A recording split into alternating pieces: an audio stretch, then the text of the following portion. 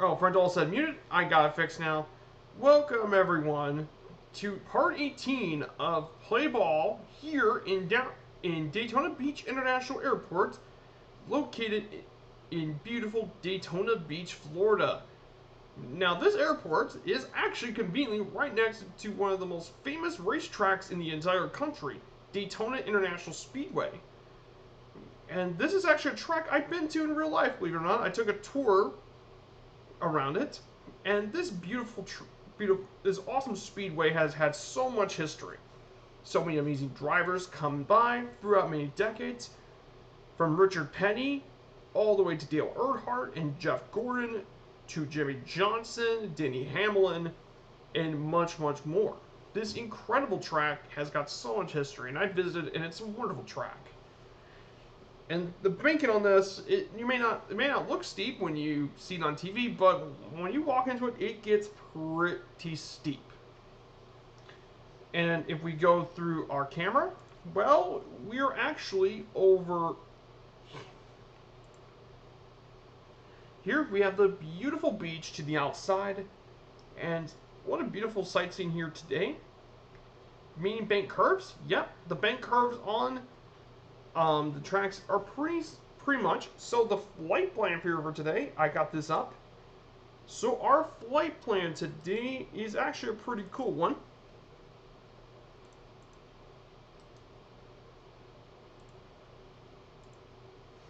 It's pretty cool. So we go here from Daytona Beach. We're gonna be heading all the way to Orlando, Florida. We're going to pass by a few Orlando landmarks, including the Amway Center, Universal Studios Orlando, SeaWorld Orlando, Magic Kingdom, Epcot, Hollywood Studios, Disney's Animal Kingdom, and the ESPN World Sports Complex. And then we'll finally land at Kissimmee Gateway for leg number 1 of the trip. This is actually a pretty short flight. Actually, this is among the shortest flights of this entire series. The second leg will take us from Kissimmee to Polk City. We're going to fly over the world's greatest aircraft collection in Polk City.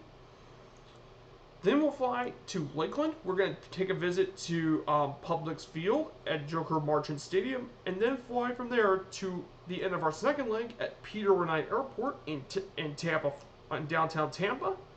Then for the final leg, we'll go through downtown Tampa, pay a visit to Steinbrenner Field and Raymond James Stadium, home of the defending Super Bowl champion Buccaneers.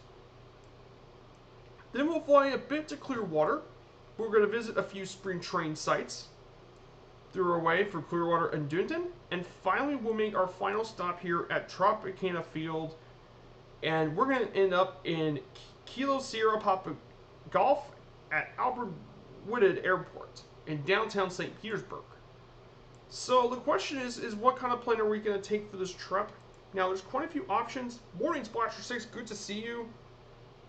I know it's going to be tough for me because mostly everyone else is doing the event. So that's where most people, but I'll try to make the best for the time. And the team we're covering is the Rays, and I am wearing the Rays gear because, knowing me, I'm a huge Tampa Bay Raise fan. I've been supporting the team for well over 10 plus years now. I've been supporting the team, I think, ever since 2005, 2006. So I know the team's history very well, and I was an even bigger supporter when the Rays went to their first World Series back in 08. Now, for me at least, now for the plane I'm going to be taking. Well, since we're going to go low and slow today, I pick a plane that's actually really good at this. This is the Zlin Shock Ultra. Now, there's already another Zlin plane in this game called the Savage Cub. But, how can we download the flight plan? Well, the flight plan is on my Discord. It's for the War Discord. I actually have my Discord up. Let me show you. It's connected to the Discord, I believe.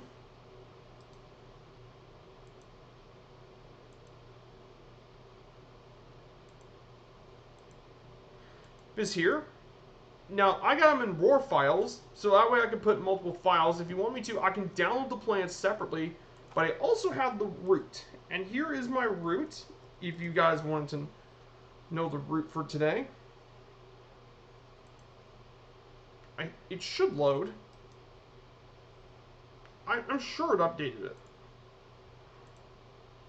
Yeah, here's the route. And you can just follow the route here. And here's the route. So this Lens Shock Ultra is... This is what happens when you take the Savage Cub and make this thing even lighter. It is a super light Cub. It has some ridiculous short takeoff performances. You can take off within 100 feet. And while it may not go really fast, it will go fast enough for the trip, which I think is something we gotta take. And if you look at this cockpit, you can definitely check this out. It looks pretty barren and empty, but I mean, that's kind of the point. You're not gonna take this for long journeys. You're taking this for the shorter flights. The checklist should be easy enough to get this thing started. We just test and set the brakes.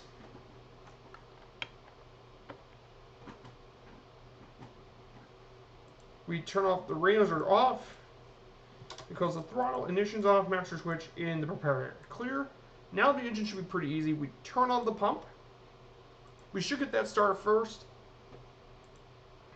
The choke is located right here. We just pull this choke. We turn on the master switch, which is located here. This should be easy. We gotta turn on the two ignitions. Thankfully, the two ignition switches are right here. The two magneto switches. That's pretty easy. And we just turn the key. It's that easy to get this plane started. It is a Cub. So Cubs are really, really easy. I'm jumping in a little later. I'll catch up. I mean, we're not going to go particularly fast. The throttle's good. It's around 1600. Then we push the choke. And that is going to complete our trip. Now we just got to turn on the avionics, which is located right here. And we just got to release the brakes, which is pretty easy to do. I'm also going to turn on the strobe lights. And I can turn off the fuel switch pump. I don't think we need the fuel switch pump. Now we got to turn off the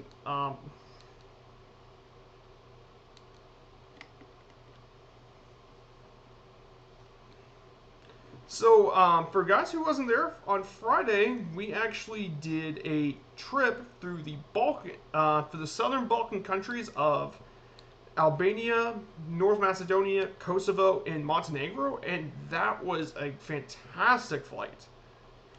We have some beautiful scenery, and we had some incredible stuff. So we're going to just take off from runway 25 right. This shouldn't be a very difficult thing to take off. And I don't think we need much of a runway at all with this plane, considering that this is the ultimate bush plane. I was considering taking the Zenith for this trip, but I wanted to fly with the default planes for a bit. That being said, you'll see the Zenith in one of my future flights. That thing is actually going to be insane once I get to show you how cool that plane is.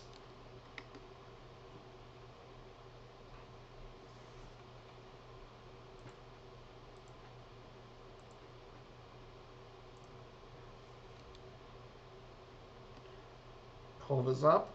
Now we're going to take off from runway 25 right. So now you want to see how good the short takeoff capabilities of this plane are. You're going to see how good the short takeoff performance is on this.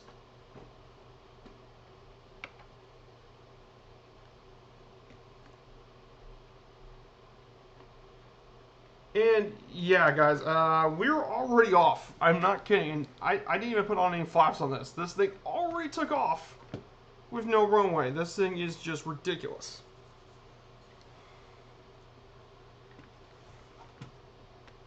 So I do have my slideshow up. So I already got my slideshow ready for today. So the slideshow is called Rays of Hope. And I think you probably know why I'm mentioning Rays of Hope. Obviously, the Tampa Bay Raise are the team. Now, before we get here, I'm going to fly over. This is Daytona International Speedway. This thing is huge. Over 107,000 people make their way to the Speedway. It is absolutely huge. It is a massive speedway.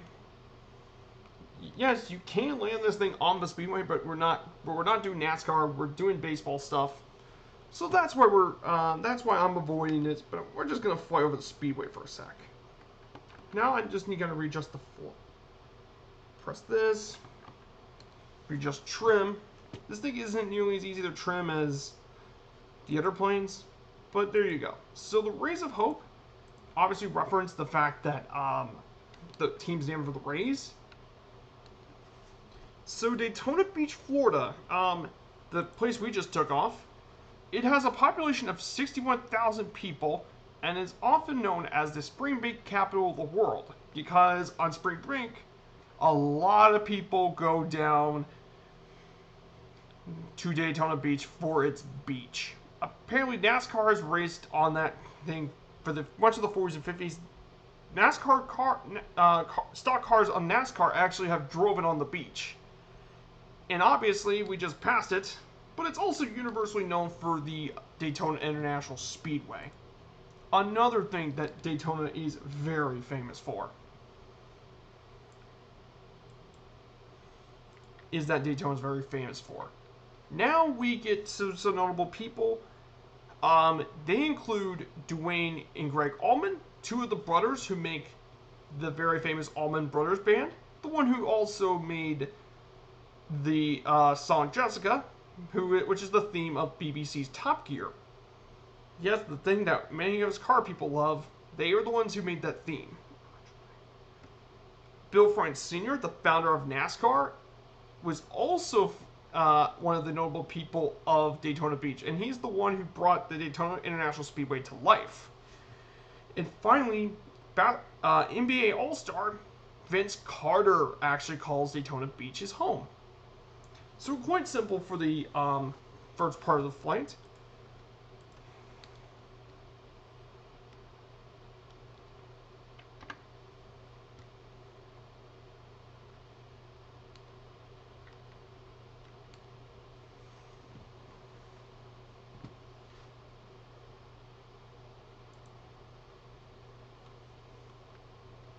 As well, definitely some very nice low and slow. We don't really need to go very high or very fast.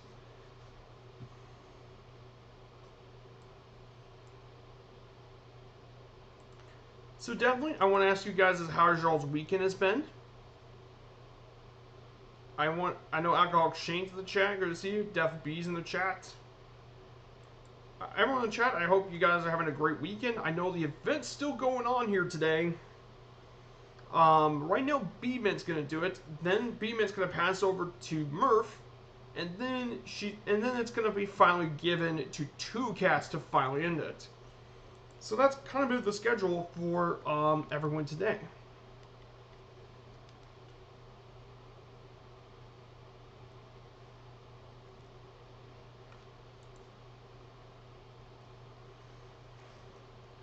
So I got it in. Look at that. Nice and slow flying over beautiful Daytona Beach. In our background, absolutely beautiful beaches. I can't think of a more perfect thing about Florida is definitely the beaches. And I've been around Florida for a very long time. Ever since I was a little kid. We've always been on our way to Florida. Particularly, we've always been headed to Orlando. And that's why I'm going to fly over Orlando today.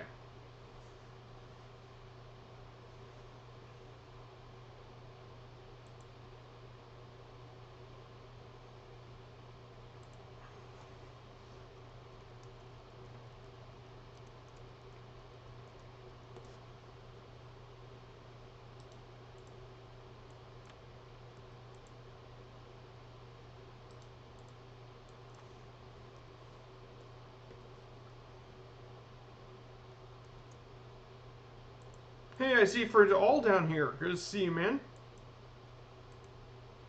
Alcoholic Shane, I'm having a great weekend. Went to the Renaissance Festival yesterday. Ooh, that's an interesting. About the Renaissance Festival. That's interesting.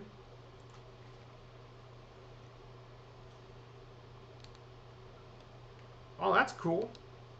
So for me this past weekend, I just been working on the stuff for today's stream. And then Friday, I had that beautiful South Balkan trip. It was just incredible. There was, like, Ohrid was really nice. Skopje looked really interesting, even if it was just autogen. But the Albanian Alps, oh my goodness, that was such a nice place to fly. The Albanian Alps, I think they look nearly as good as the Swiss Alps.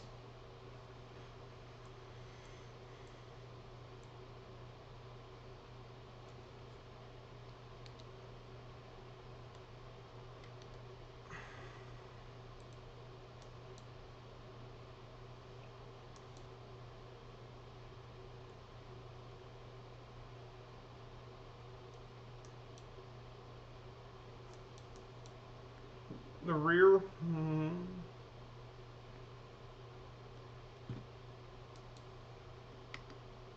just look at the bit of the rear.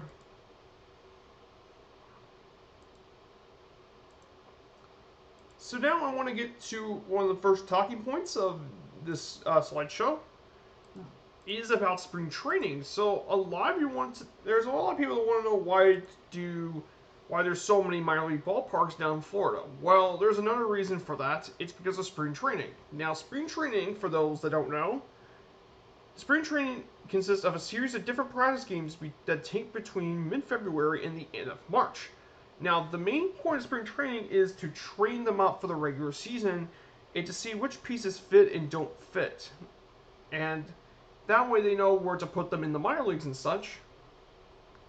And the reason that this is important is so the team organizations can get people ready for the long haul of the regular season. And trust me, it takes a long time considering the regular season goes all the way from April to September. And the postseason can even go all the way from October to even in November. So yeah, baseball is going to be a long season. So spring training is especially important. Now the reason spring training is such a popular thing for fans is because of the warm weather that much of spring training is sent. And usually pitchers and catchers are usually the first to report since they're the ones who benefit the most from the extended time from spring training. Now, the history of spring training actually goes all the way back to the 1890s, mainly in Hot Springs, Arkansas, which was the birth of spring training baseball.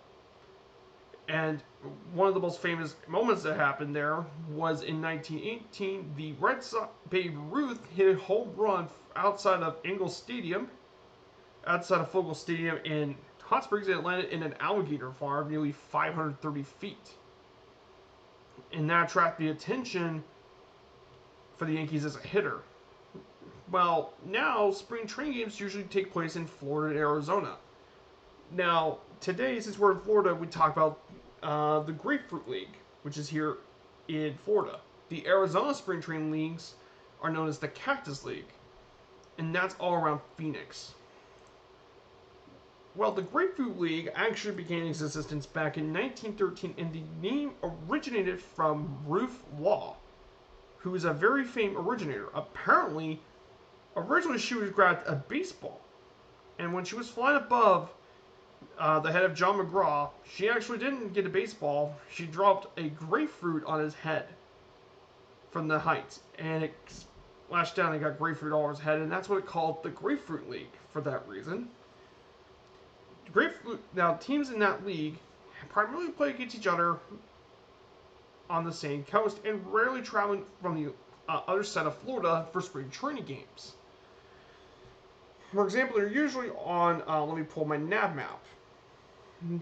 Now, next week, this week, so the spring training site, if you notice, they're usually on this coast of Florida. That's how we find Lakeland's team is right there. There's Tampa's, there's the Yankee spring training, the Blue Jays, and the Phillies all spring training here, and then there's other ones like in Bradenton, Sarasota, Port Charlotte, Fort Myers. All that's located in this coast. The rest of the teams are located around here, like Palm Bay, Vero Beach, Point St. Lucie, Jupiter, Palm Beach, all that area. Basically, that's where the rest of the spring training teams are located. But basically, if you want to learn about the locations, well, most of the spring training teams, and here's their locations. The Pirates are in Bradenton, in the city Clearwater in the Tampa Bay area. That is where the Phillies play spring training. Dunedin, yes, that's how you pronounce it. Dunedin's team is in for the Toronto Blue Jays. Fort Myers actually is home to two teams. The Boston Red Sox and the Minnesota Twins play at Fort Myers. Jupiter, Florida, which is on the Atlantic coast, plays both the Cardinals and the Marlins. Now, Lakeland, one of the four spring training teams we're visiting today, is in Lakeland, home of the Detroit Tigers. Northport is playing for the Atlanta Braves. Port Charlotte is home to the Tampa Bay Rays, my baseball team. Port St. Lucie is known for the Mets. Sarasota is located to the Orioles. Tampa is in for the Yankees. And finally, West Palm Beach is home to the Astros and the Nationals. Well, today we're visiting 4 of the locations. Lakeland, Tampa, Clearwater, and Dunedin. Those are the 4 we're going to be visiting. The next week's trip to Miami, we're going to visit the rest of them. So that's kind of my plans for spring training sites. And then all the Arizona stuff, thankfully, can be completed in one episode when we get to Arizona. So that's kind of been my plans for the trip. So that brings us to there. So that completes the spring training stuff.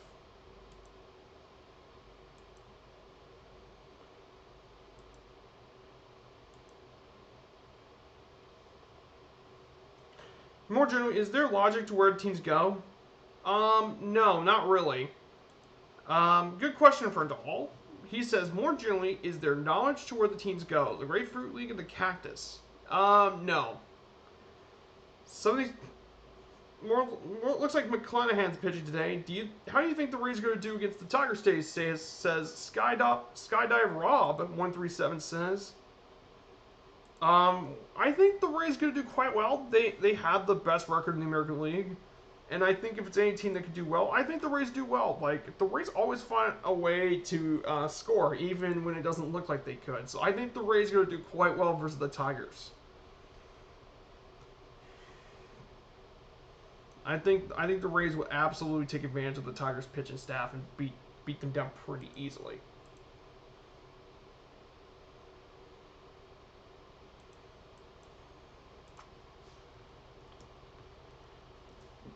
Now here's something I have not covered yet, and for those that don't know, I have actually talked about the standings because the postseason's going to be there in about 2 or 3 weeks. So I'm going to go ahead and talk about this right now. Mlb Standings. So there's some huge updates about the standings and stuff, and I definitely want to push that out for a bit. So for the standings today, obviously the Rays still lead the American League by a considerable bit. I think the Rays are going to be the next team to clinch the postseason. Go Tampa Bay.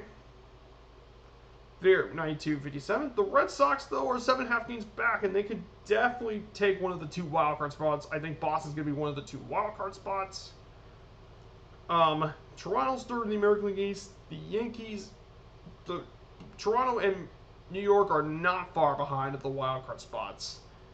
It looks like that one of the 2 two of the American League wildcard spots are all going to be for the American League East. Baltimore is still the worst team in baseball. I'm not surprised. The White Sox commandingly lead the AL Central by 11 games as well. And, I mean, it's Chicago's division. And then the American League West, the Astros lead. The Oakland A's are still 6 games back in that division. So it's pretty much 3 teams are going to be from one division. I'll definitely tell you that. For the National League, the Braves and Phillies are like right next to each other. as the Phillies are only one game off the Braves. The Mets still could have a chance, but I mean, they got a ways to go.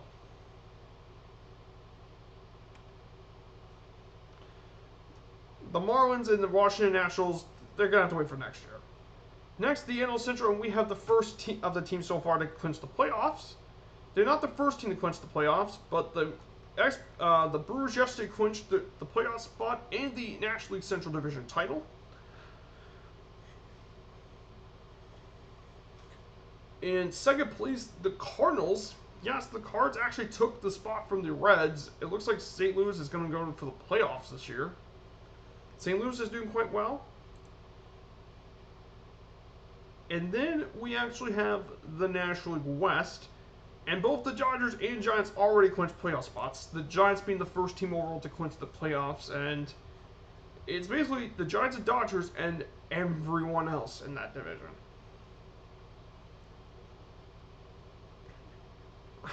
I mean, it's just crazy how much the Giants and Dodgers have everyone else in the division. That's just insane.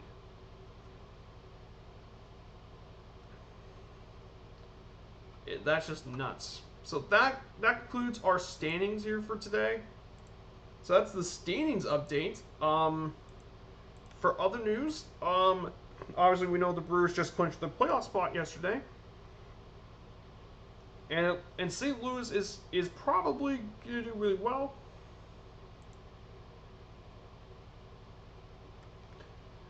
After 11 seasons in the minor league, Drew Maggi has made his major league debut after 11 years in the minors, which is pretty crazy. Then tomorrow, the #1 prospect for the Tampa Bay Raise is Shane Baz, and he's going to make his debut, which is going to be awesome.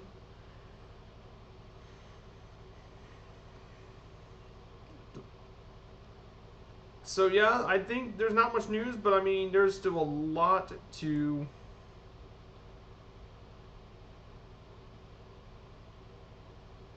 So yeah, there is a lot of excitement for the past week. It's going to be crazy for the wild card, especially for the American League, considering the AL wild card situation is going to be pretty insane. I gotta put this back in the right direction. Debut today? No. Shane Baz is going to debut tomorrow, which is going to be nuts. It is tomorrow. Shane Baz is going to debut tomorrow there at Skydive Rob. Is there a record for the longest minors to make the big show, and how much when he went pro? Satchel Paige didn't debut until 42 for it all. Now,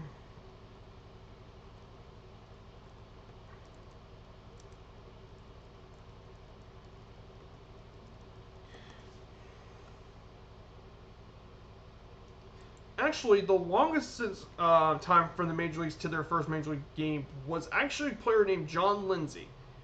Now, he spent 16 years in the minor leagues before he made his major league debut with the Dodgers. That's right, he's been in the okay. John Lindsay with 16 seasons in the minors before making his major league debut in 2010.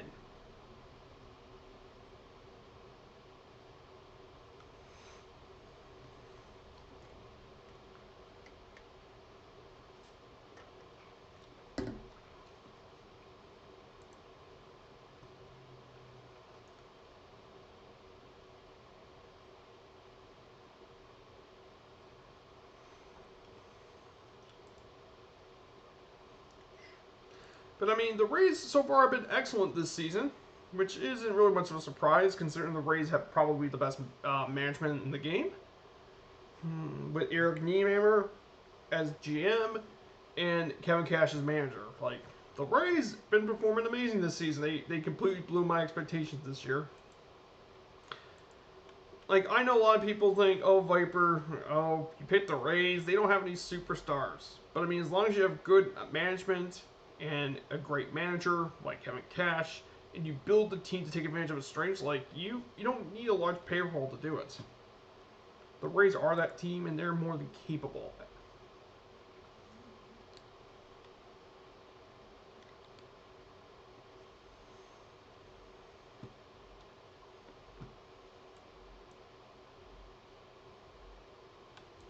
But yeah, this is really nice here in Florida. The scenery is looking really good out here, guys. What amazing scenery. Just absolutely incredible.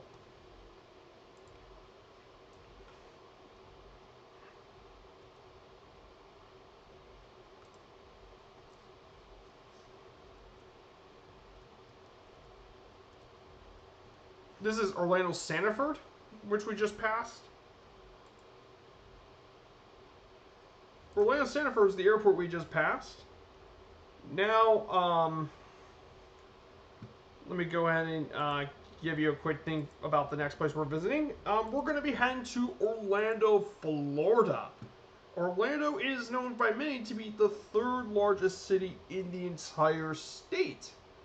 The only two bigger are actually Jacksonville, believe it or not, and Miami. Yes, Jacksonville's actually the largest city in Florida, believe it or not. Most people think Miami's the biggest, but actually it is Jacksonville.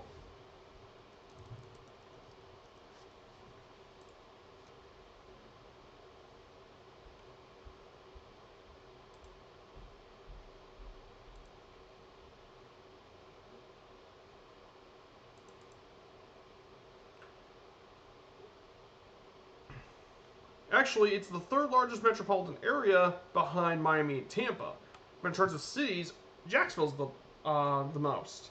Now, Orlando was incorporated in 1885, and it grew in popularity thanks to tourism and other cultural sites. The main tourist areas, obviously, Walt Disney World. That does not need to be said anymore. Ohtani pitching today. Oh, Shohei. Shohei's really talented. He came from Japan, but he's an insanely talented guy. I mean, he's had a great season so far. The question is either him or Vladimir Guerrero Jr. for MVP. I'm actually more leaning toward Guerrero Jr. Says he's been the most valuable to put the team in the playoffs. But I don't know. Then Amway Center is one of the other landmarks. That's the NBA home of the Orlando Magic. Orlando's one of two of the city's professional sports teams, and also the University of Central Florida, UCF. Avery Warnhorn, good to see you, and thank you. Yeah, Jacksonville has a large land count. Yeah, Duval County, huge. Angry One-Horn, good to see you. Let me give you a shout out for Angry One-Horn. He rated my channel yesterday with 45 people. Much of it came from people who stuck around from Fabio's raid for him. Now, he does stream events on Twitch. He usually does those, I believe, Wednesdays. But I want to give him a shout out to thank him for the raid on Friday. I really appreciate it. Now, some notable people include Billy Bean, who's the general manager of the Oakland Athletics, and the main subject of the famous book Moneyball. Warren Sapp, the Ledger defensive tackle, who played for many years in Tampa Bay as a Buccaneer. And finally, a guy you wouldn't really think why you put him as a famous person, one Hungry Box Bidama. Now, I wonder why I put his name up there. Well, if you've ever been around the fighting game stuff, he is considered by many to be one of the best Super Smash Bros. Melee players of all time, and one of the gods of Super Smash Bros. And he's a really big content creator as well for the game as well. So definitely want to put his name in here. I think it's a really unique thing. Now, the fun fact about Orlando is that it's actually one of the most visited cities in the world. And in 2018, 75 million visitors traveled to Orlando from all around the world. So that's pretty crazy to think about. Thank you for the shout out, man. Hey, no problem. And thank you for the raid on Friday. Thank you. So we're going to be heading to Orlando for a bit. This should be a pretty quick flight to downtown Orlando. I'm not going to be really rushing today.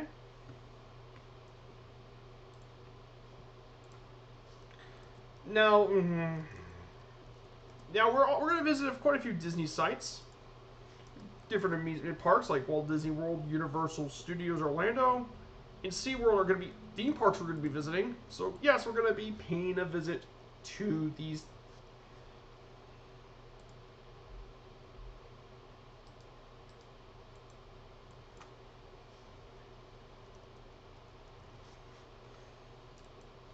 So this is going to be a scenic one. We're going to go nice and slow for this one.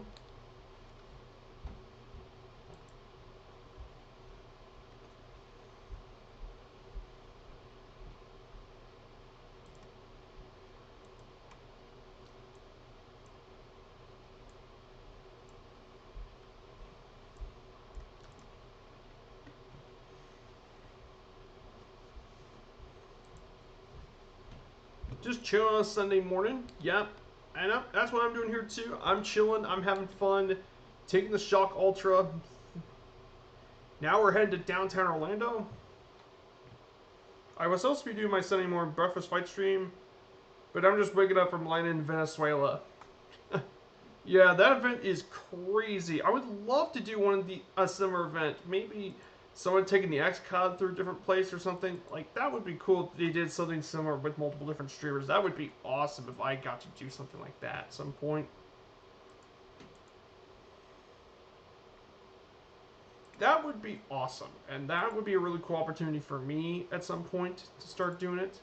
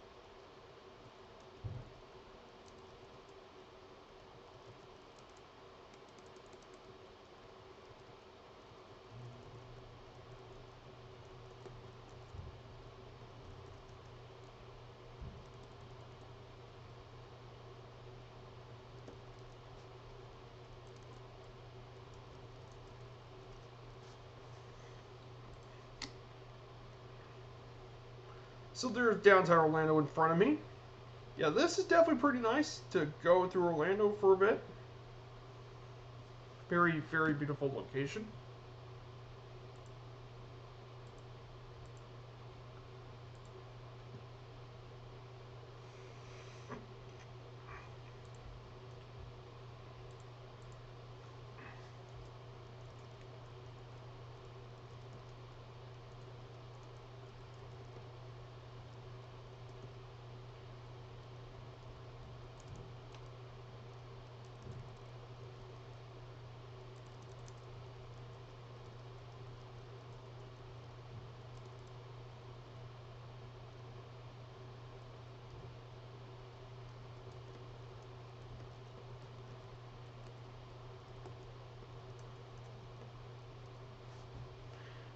So definitely we're heading to downtown Orlando, guys.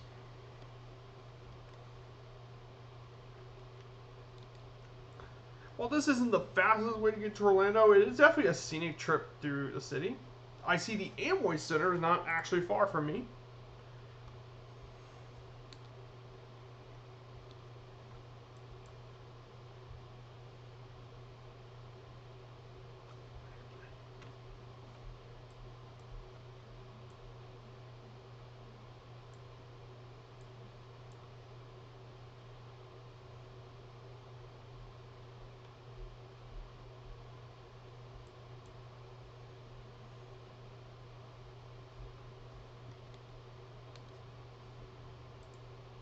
Hey, Norvmac, good to see you. I'm hoping you're having a wonderful day. I'm having a great day. It's Sunday. The one more day till the worst day of the week, Monday. But yeah, this is great. We're right now in Orlando. We're doing my baseball trip to Tampa with my favorite baseball team, the Tampa Bay Raise.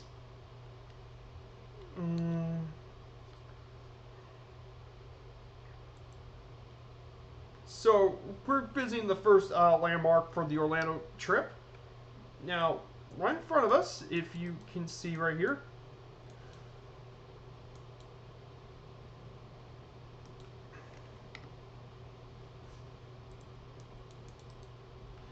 this here is the Amway Center. This is the home of the Orlando Magic. This has been their home since 2010. And that's kind of where the Magic are. Now I've been to Orlando International. Now this airport is in the sim. It's actually one of the handcrafted airports in the sim is Orlando International.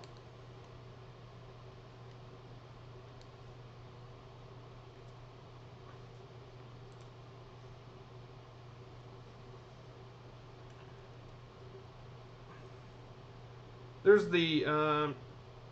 the Orlando FC soccer stadium that's during construction, and there's the Amway Center right there. There's Amway Center right there.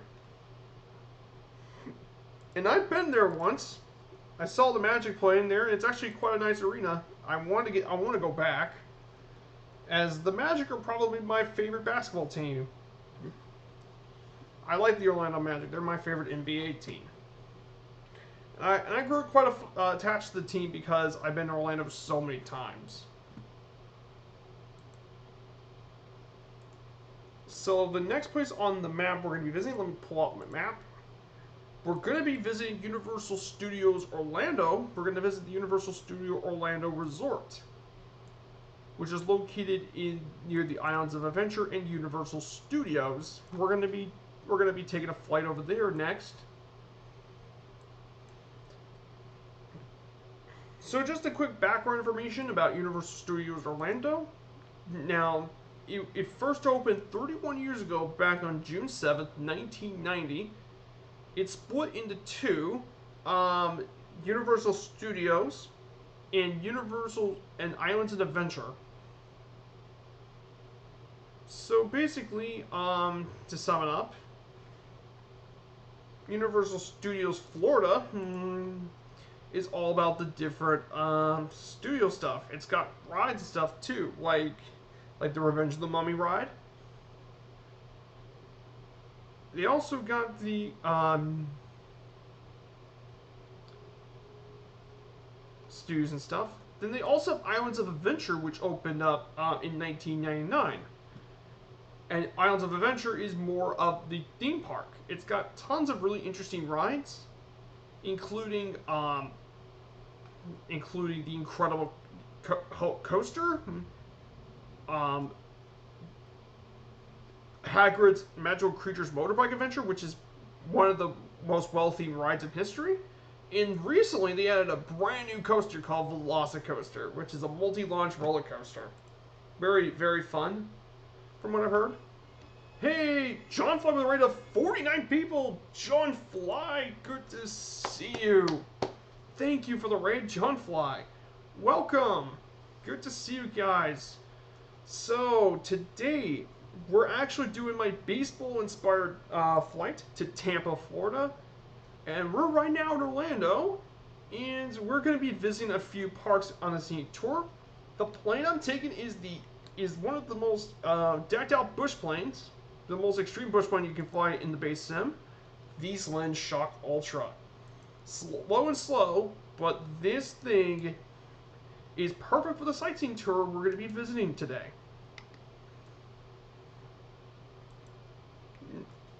So definitely a very beautiful flight. And this is really beautiful. They did a great job. We're visiting Universal Orlando first. So let me go ahead and put this showcase. So I think there it is right in front of us. This is Universal Orlando. Down over here.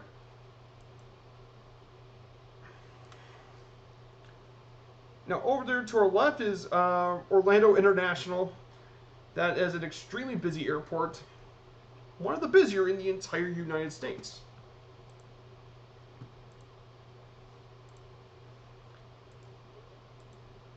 Now, if anyone wants to join me, I'm actually on the East USA server, so if you want to fly with me, You don't really have to, but if you really want to join me on this flight, feel free to. I do like flying groups sometimes, or fly alone. I don't really mind. You do it. There it is. There is Universal Orlando, everyone. There's the different resort area. Let's see if there's any iconic things I can point out. I know there's the incredible... Look at it. It's actually modeled pretty well in the sim. There's Universal Orlando, guys. Right here. That's Universal Orlando, everyone. I wonder if they got the Harry Potter stuff up there. Okay, I think I see it somewhere. There's the incredible Hulk coaster. Now, the next thing we're going to be visiting is SeaWorld. Now, bit of background information about SeaWorld. Now, SeaWorld Orlando was opened all the way back in December 15th, 1973, 47 years ago. It's actually not just a theme park, it's also a zoological park. Now historically, SeaWorld was most well known for its orca shows back in the day, but that saw the Blue Man Group there years ago, says Splasher 6. Nice. That's really nice there, Splasher. Splasher 6, for those who don't know, is a really good friend of mine. And he's also a content creator too. And he does his streams on Tuesdays and Fridays. One of his series he's doing is the Pan American Highway Flight. So don't be afraid to check him out. And then Fridays, he does usually a lot of fun Friday flights. So there you go. Now historically, SeaWorld's been much more for the animal stuff, particularly the orca shows. But thanks to a movie called Blackfish, they've been focusing a lot less on the orca shows and focus much more as a theme park. And that's done a lot of good for SeaWorld for the past couple of years. But yeah, things have really changed a lot for SeaWorld since it first came out. And I've been to SeaWorld a couple times. Really nice place. I hope to get back there again.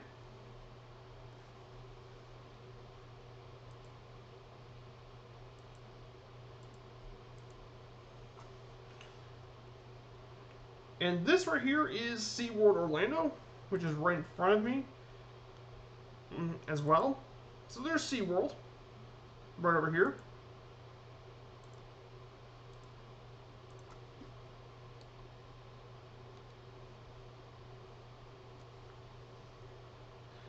And there's the Aquatica Water Park, which is right down here. And there is SeaWorld itself. Let's see, there is Kraken down there. I think I see Manta over around here somewhere. There is the lake. And right there is around here is where the dolphin and orca shows are right here. This is where the orca show is at. If they ever do the orca shows again.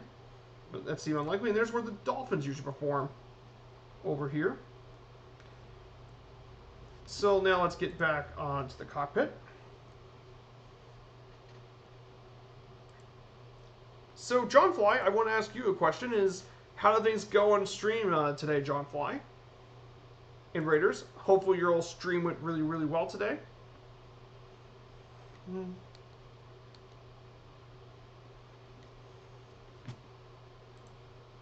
I hope a lot of you had a great stream back on John Fly.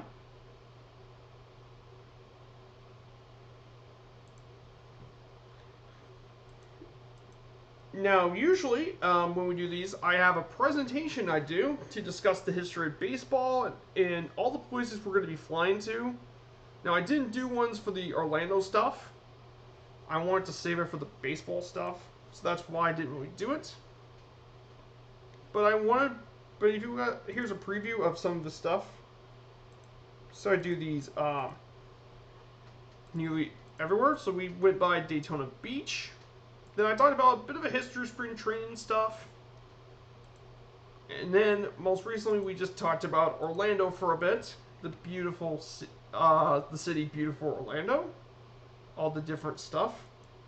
So that's what we kind of did this past week. Now Walt Disney World. So Walt Disney World opened all the way back in 1971, October 1st, 49 years ago. It was meant to supplement the original Disney theme park, Disneyland in Anaheim, who we're going to be visiting when we get to Los Angeles. Walt Disney World was the most visited vacation resort in the world back in 2018 with an average attendance of 58 million people. 58 million.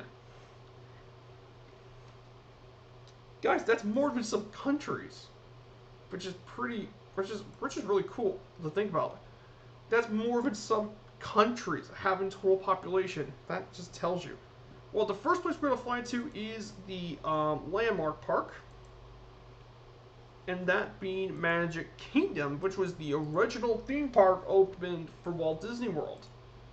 And Magic Kingdom's obviously most famous for the Cinderella Castle, which was inspired by the 1950 film classic Cinderella. So we'll be paying a visit to to Magic Kingdom. Let's see if we can find the legendary castle. It's also famous for the ride Space Mountain, Big Thunder Mountain Railroad,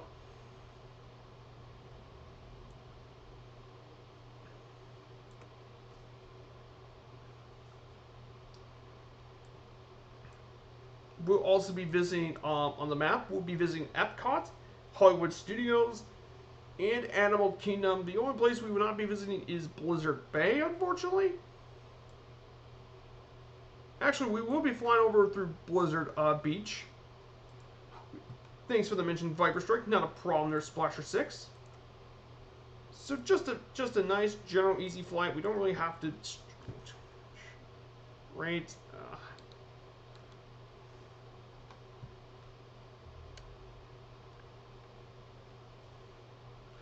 Put this on rental power. There's Discovery Island down to our left. So we can see here Discovery Island is going to be quite nice. Bay Lake is down here. And there is Disney's Magic Kingdom. I wonder if we could see the iconic landmark, guys. Let's see if we can find it.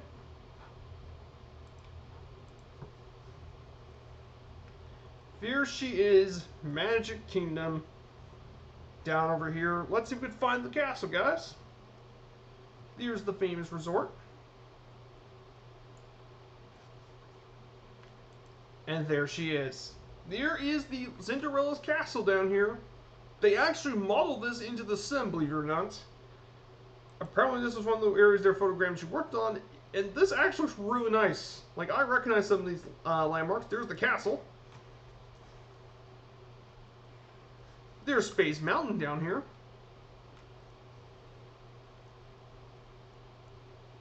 And there is the mountain right here.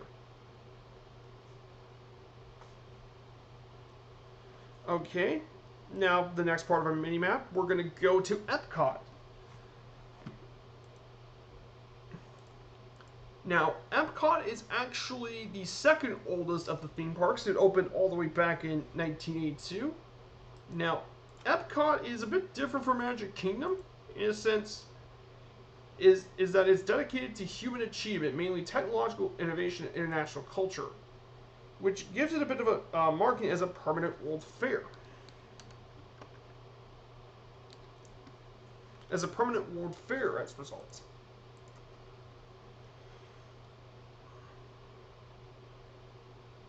And Epcot is actually the fourth most visited theme park in North America with 12.4 million guests.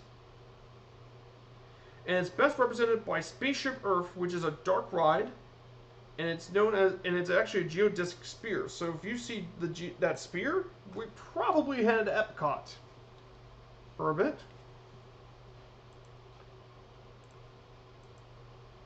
Then Hollywood Studios opened back in 1989, and then the most recent theme park opening is Animal Kingdom back in 98.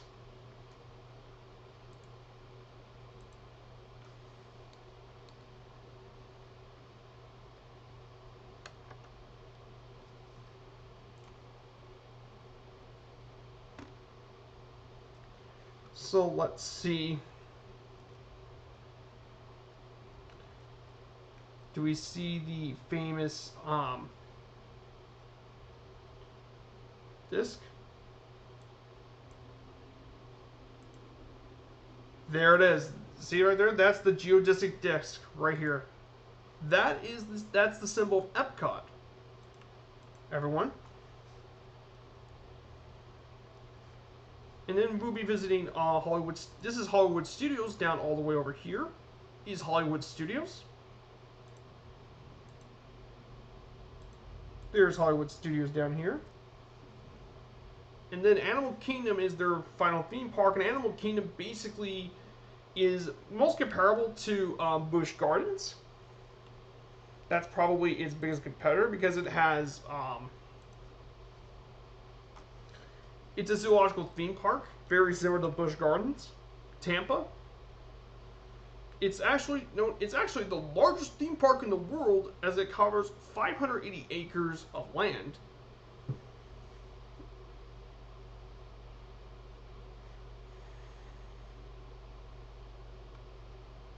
And there's all sorts of different attractions, including Pandora, the World of Avatar is also. There's Animal Kingdom down here. This is a massive theme park. And then below us is Blizzard Beach, their water park. So yeah, you can definitely tell Animal Kingdom is massive. It's huge. Then the last place we're going to be visiting is the ESPN Sports Complex. Now the ESPN Wild World of Sports Complex is actually built right next to the theme parks. This used to be the spring training site of the Atlanta Braves, but they moved since to Northport, Florida. Yo, thanks for the mention. Let me go ahead. Hold on one second, guys. I got a spammer to get rid of. I need someone to deal with. Hold on one second.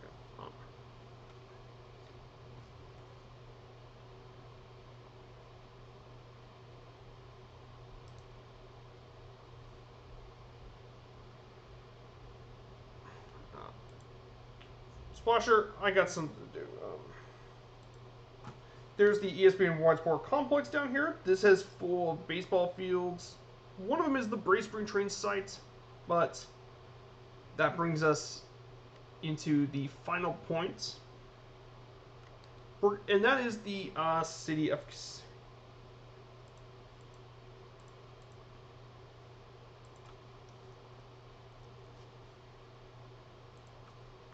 Splasher 6, there is a...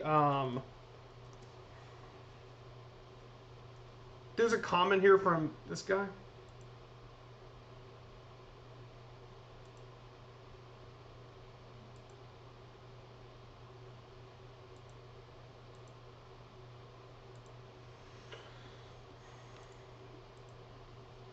Can you handle that comment?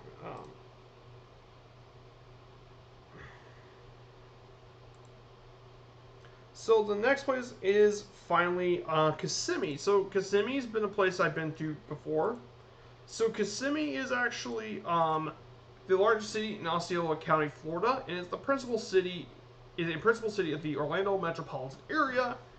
Now, there's quite a few landmarks there, mainly the Colonial Estate, the Kissimmee Historic District, and the Monument Estates. And some of them include Brownie Wise, who popularized the Tupperware. AJ McLean and Buddy Dyer are all people of Kissimmee.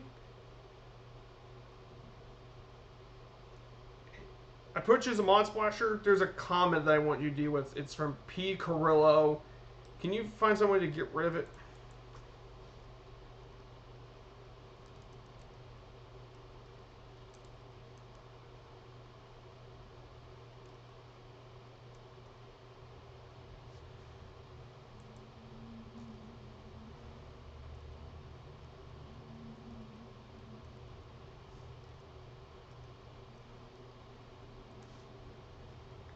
There, I got rid of it.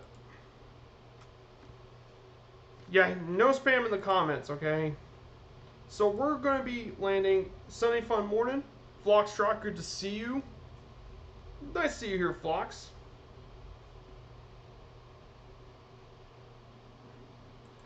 So my good friend Flockstar is also a content creator. He's a big supporter of my channel. So definitely give him a shout out when you need to. You got it. So now we're going to be landing for our first stop. We're going to be landing on runway 15. But one of the advantages of this plane really is, because we're not going super fast, we can definitely land in a lot of places where few people can go. This is a dedicated bush plane after all. And what's better, a dedicated bush plane than it can land on small strips in the middle of nowhere.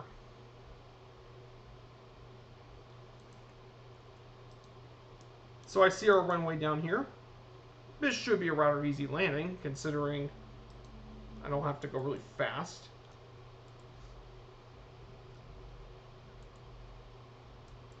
But I need some more mods and such. But yeah, this is a great day for everyone here.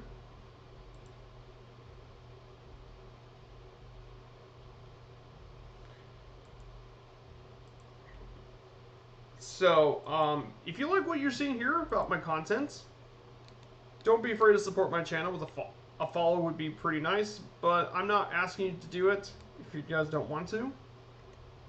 But if you like what you see, just don't be afraid to continue to support my channel. Even if you don't follow, chat is always welcome. I want to be the kind of person who wants to support other people. So I think this would be really nice. Now we just cut down the power. Whoops.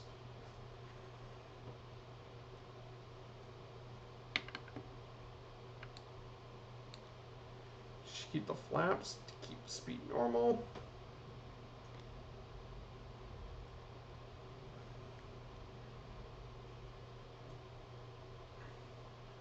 This should be a pretty easy landing here at this airport. Yeah, Florida is actually quite nice. Even if it's flat, there's also lots of lakes. And the beaches, though, are more than make up for it.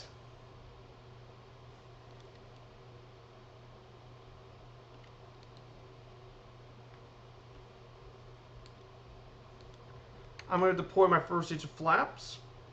I think only one flap is needed. If we do two, I think two would be too much, especially considering we have a massive runway. But if you want to see what two flaps look like,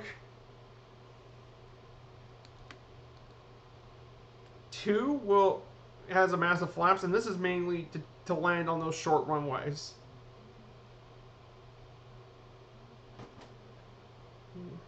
Like, that probably got less than 20 feet. That probably got less than 100 feet landing.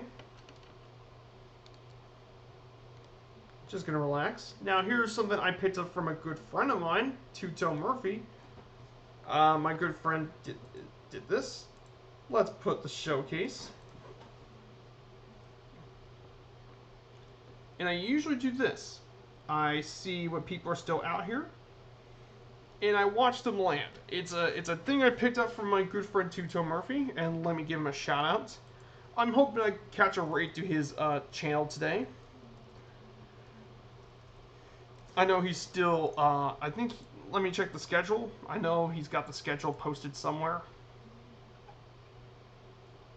for his DC-6 Africa to USA flight. Yeah, he's got the 1825.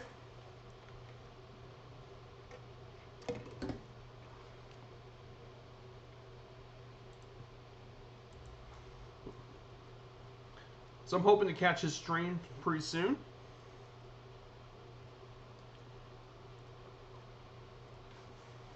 So definitely something pretty nice. So I want to ask all the people who rated. I'm hoping that your all's weekend is going great, or as well as it should be.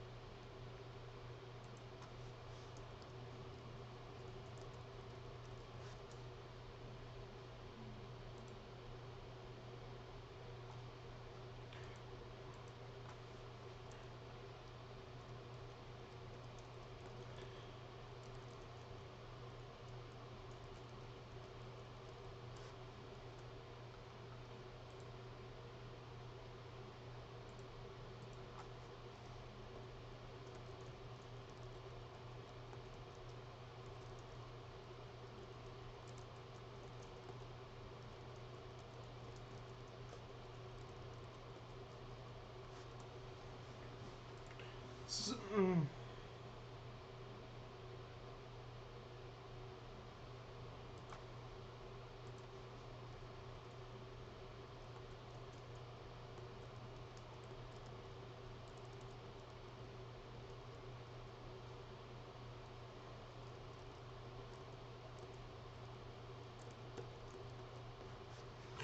kind of been wondering.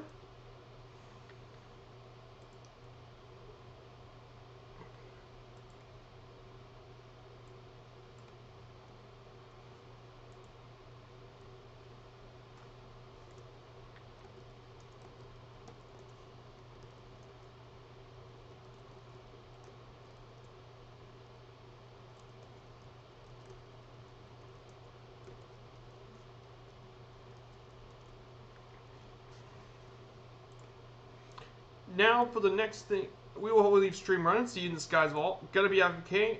Wife and I gotta head out and run for an hour. No problem, Flox. Good to nice seeing you here. Have a great Sunday there.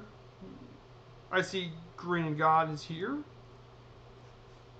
So if you all want to join me on this flight, you're more than welcome to. I'm on the East USA server.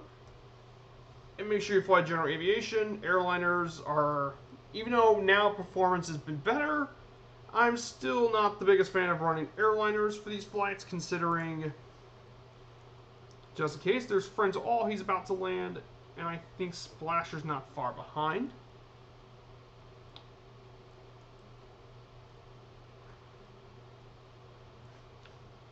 So I'm going to go ahead and prepare to take off once again, if you guys don't mind. So for the next leg of the trip, I'm going to load that up.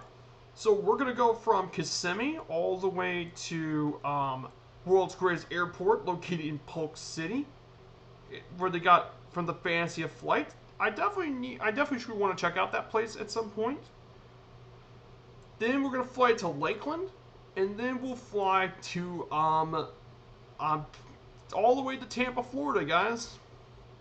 So I think Tampa's going to be really cool. I've been to Tampa twice, and it's a really nice city. So I'm going to go ahead and, you know what? This thing takes almost no runway space, and we have a massive runway. I'm going to show you the takeoff capabilities of this thing with full flaps, if you guys don't mind. Watch closely.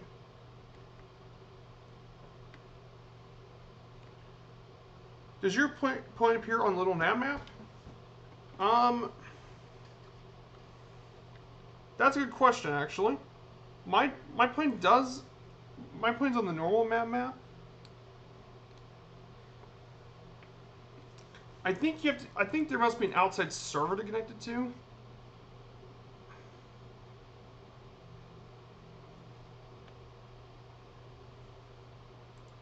That's a good question.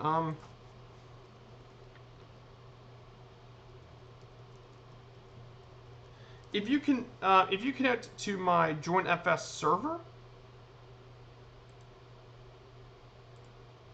if there are other planes on the Joint FS server, they do show up on there. That's probably the only time where I think that applies.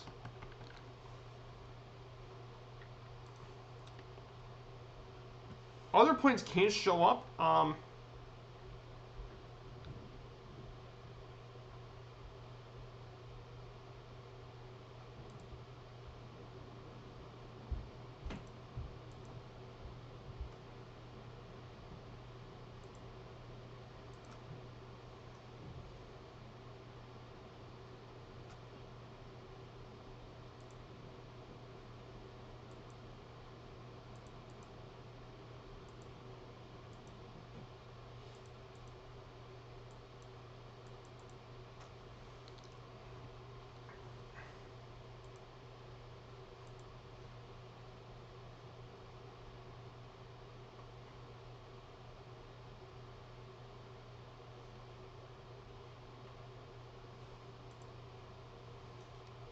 Okay, mine two-tone Murphy. I'm on the two-tone Murphy Flying Circus Joint FS server, and that's usually the one I've been on. Is that server?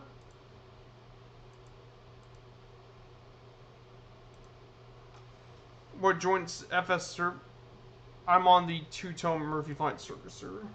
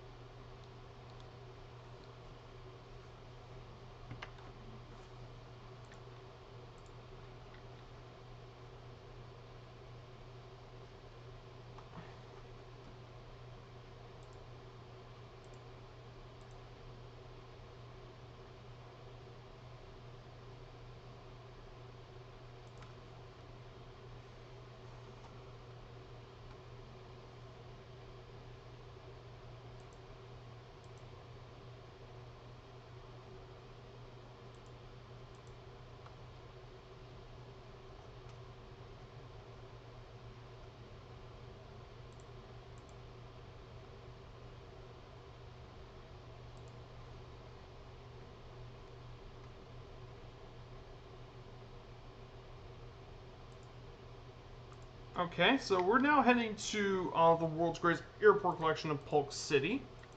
So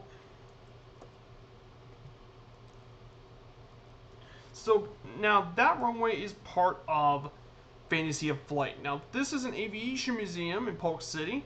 It actually houses the world's largest private aircraft collection on display.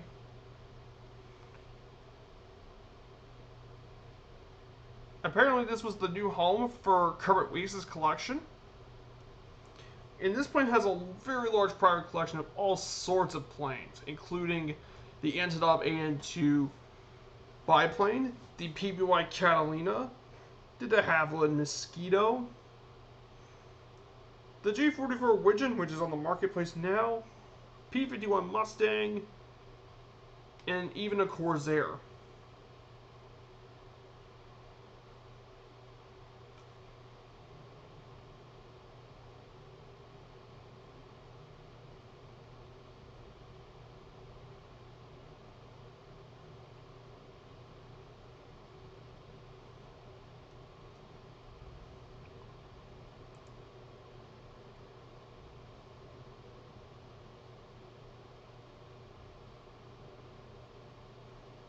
I'll just touch and go, no problem there, Splasher. So there is the world's greatest aviation collection. There is even a runway we can actually take off from.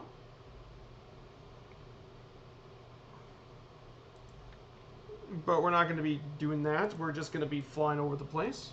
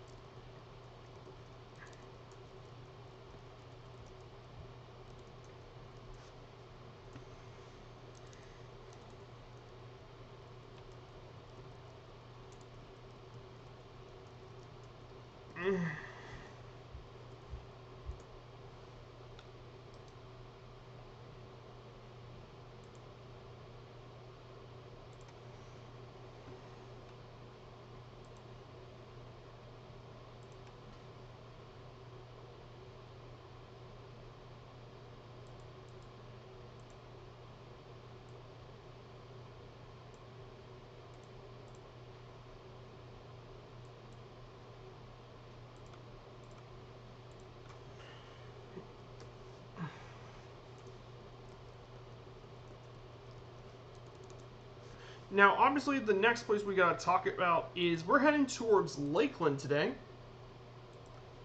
joinfs.net.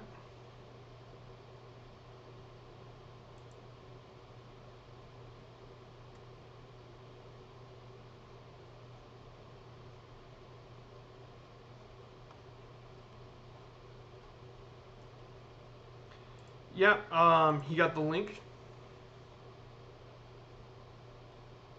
So Lakeland actually is located in Polk County.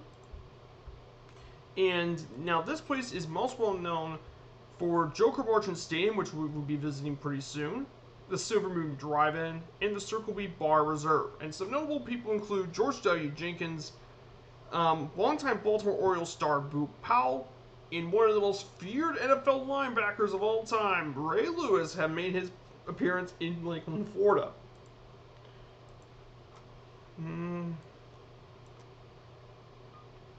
In Florida, one of the most famous linebackers in.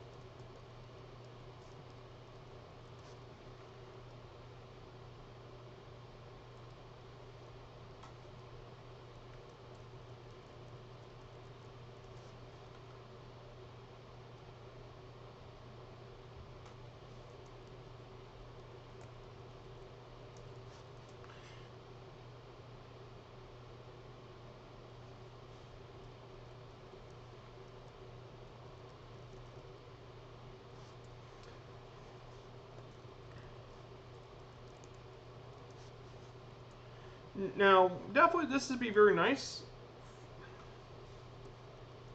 place to fly. Definitely a very beautiful place, even if it is just a bit on the flatter side.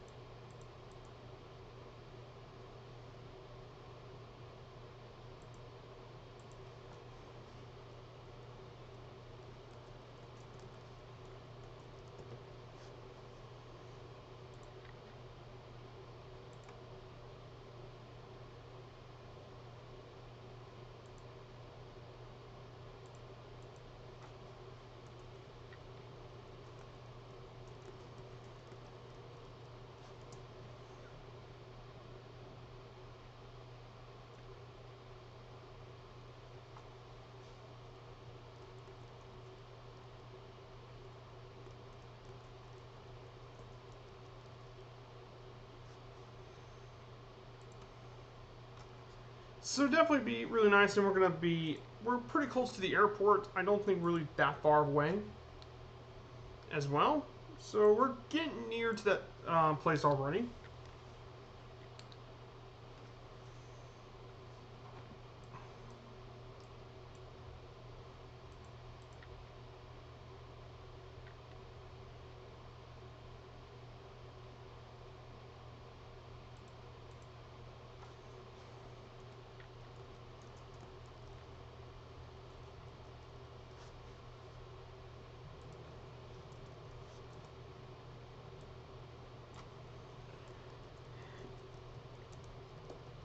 So I think once we get to Lakeland for a bit, but definitely this is nice, very, very, very nice area. There's lots of little lakes. If you would take a float plane through it.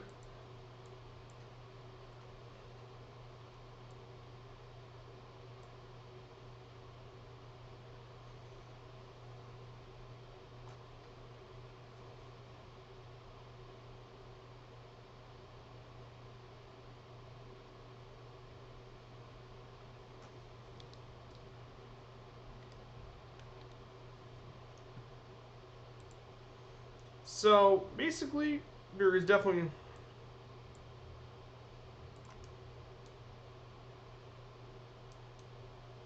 def, definitely pretty nice and smooth.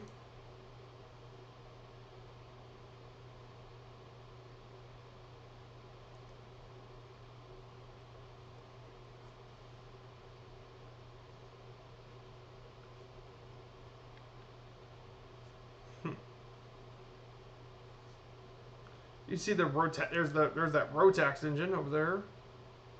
The propeller, quite the simple design, but it definitely works out pretty well for the plane.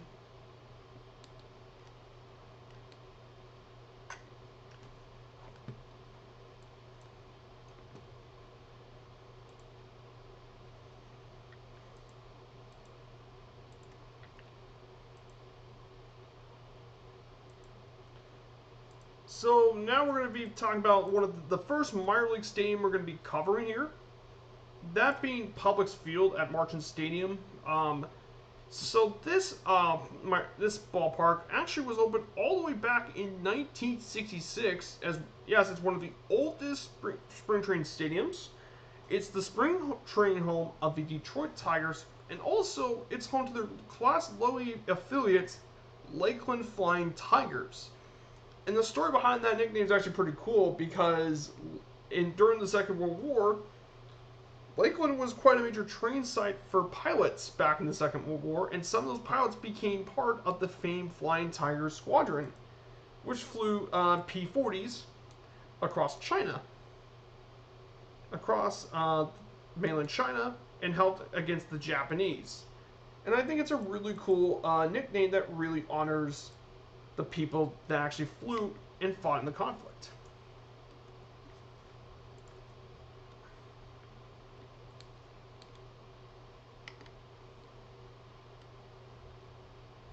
Brental is down there.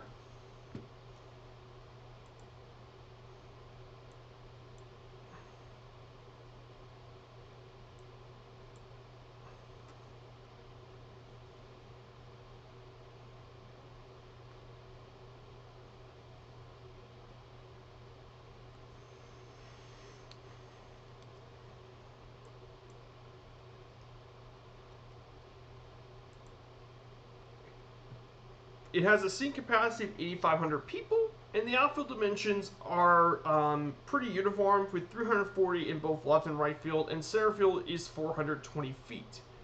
And the fun fact about this stadium is that on March 15, 2011, the largest crowd in stadium history happened during a spring training game against the Tigers and Red Sox, and they had over 10,000 people made it, which is pretty impressive for something that small. You wouldn't think something like that would happen, but we'll be flying over it pretty quickly. So this here is let me go pull it up right here. This is the World's Greatest Aircraft Collection Museum, is right down over here. And there's 2 grass strips over here that you can take off and land to in Polk County. We're not gonna actually land here, but we're just gonna fly over for a sec. We're just gonna fly over it.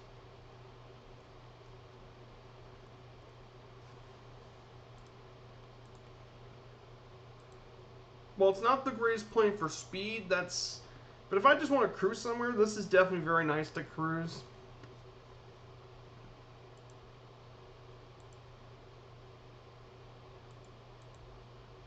I got a quick question. What would live wire look like? Good question.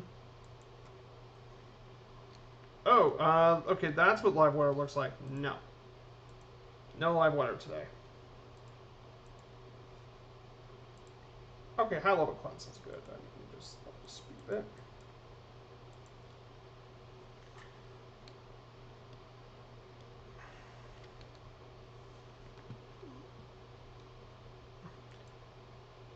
Note that the distant foul line seats are facing the infield during the curve even of the seats, unlike Cam yards. Yep, that is another thing too. So definitely that's a thing. But once we get over to Lakeland, I'm going to talk about the main topic for the team. We'll get to Lakeland pretty quickly.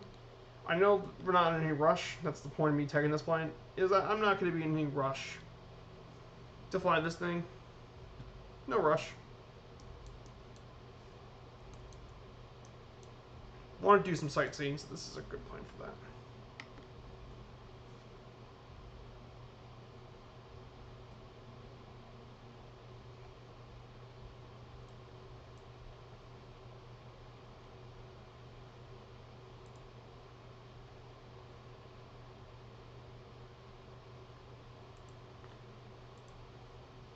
Ah, yeah, the Fantasy Flight Museum. Yep. Spusher 6 posted a link for any of those that has ever been there. I've never been there myself, but there is a lot of aircraft. They got tons of private aircraft in the museum from Kermit Weeks' collection. He's got a crap ton of.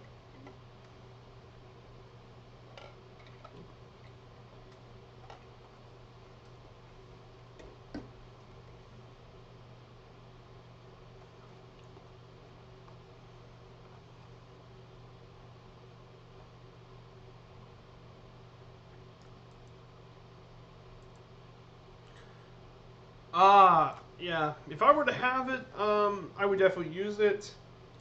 But we're just gonna do some quick little flying. We should see Publix Field pretty soon.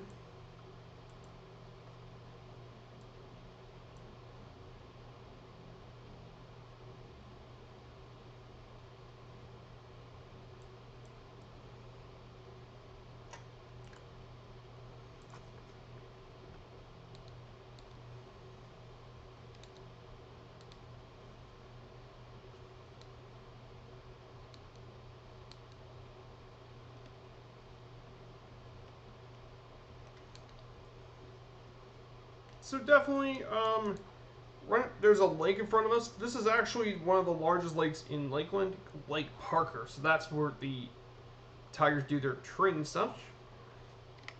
There's Lake Parker, and I think Publix Field is located there. Now I know that Lakeland's probably got photogrammetry, so I want to check it out.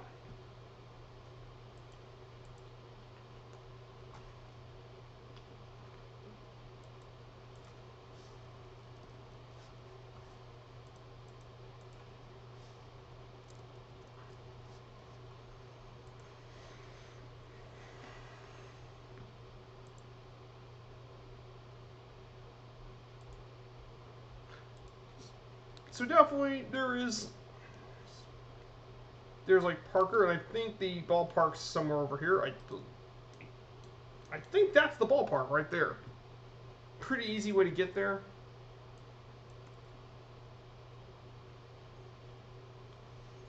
But this is very nice. I think this is very nice flying here. But because there's no mountains, I can actually get away with some low flying. The kind of flying I like.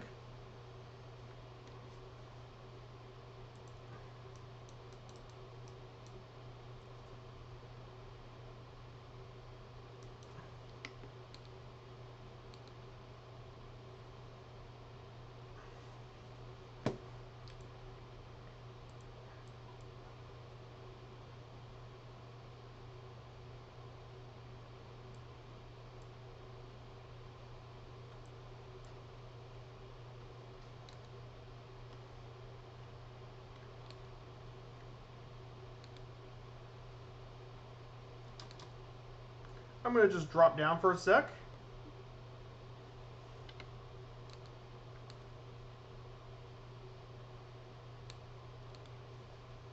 Just going for a steady drop.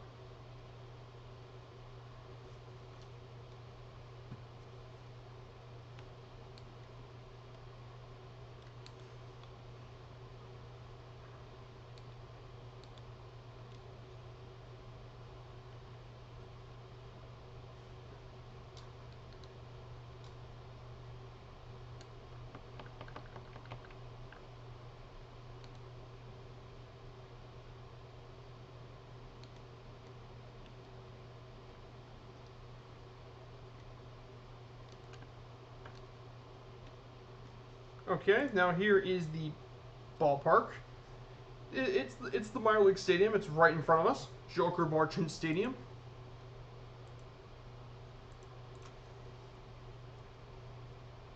So there's Joker Martian Stadium right here. Nothing remarkable, but to be fair, it's a spring train stadium.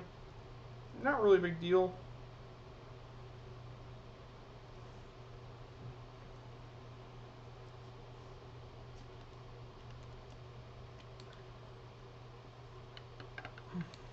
Not a big deal. Now, we're gonna head to our talk about our topic for today. the Tampa Bay Raise, my favorite baseball team. Been a big fan of them for well over 10 plus years now. Now, this team is actually one of the youngest teams in the entire sport, believe it or not, of Major League Baseball. If you count expansion franchises, they're actually tied with the Diamondbacks as the youngest expansion franchise in the league. In fact, they only came to the league back in 1998. Yes, only 23 years ago, they came into Major League Baseball. And they were originally named the Devil Rays. But they changed their name back in 2008 to become the Tampa Bay Raise. They currently play in the American League East Division, which is what they've been to since their inaugural season. Throughout their short history, the Rays they haven't had a World Series championship yet, but they currently have 2 American League pennants and 3 American League East titles, with also 3 American League pennants. Those 2 AL pennants and 3 AL East titles, that's happened since 2008. In fact, the Rays since 2008 had the 5th most wins in Major League Baseball, which is extremely impressive considering they don't have much of a payroll. Thus, the Rays prove that money isn't exactly everything. The Rays currently play at Tropicana Field in St. Petersburg, Florida, and they've been playing there since 1998. And their team colors currently consist of navy, Columbia blue, and yellow. Now, previously, they used to actually wear rainbow gradients on their uniforms. I think I still have the old Rays cap up there. Let me see if I can grab it. Let's see if it's around here somewhere.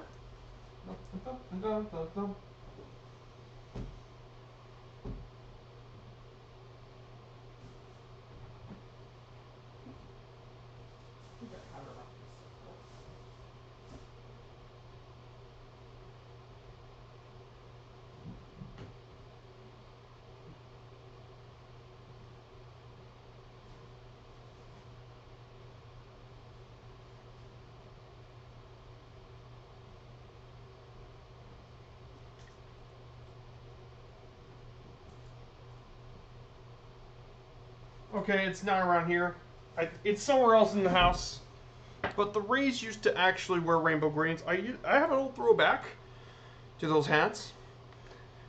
Now, the fun fact is that the Tampa Bay Devil Rays were featured in the movie The Rookie, which started a player named Jim Morris, who made his Major League debut at age 35. And he was the subject of a pretty well-known movie called The Rookie. So, definitely the Rays most well-known in the media.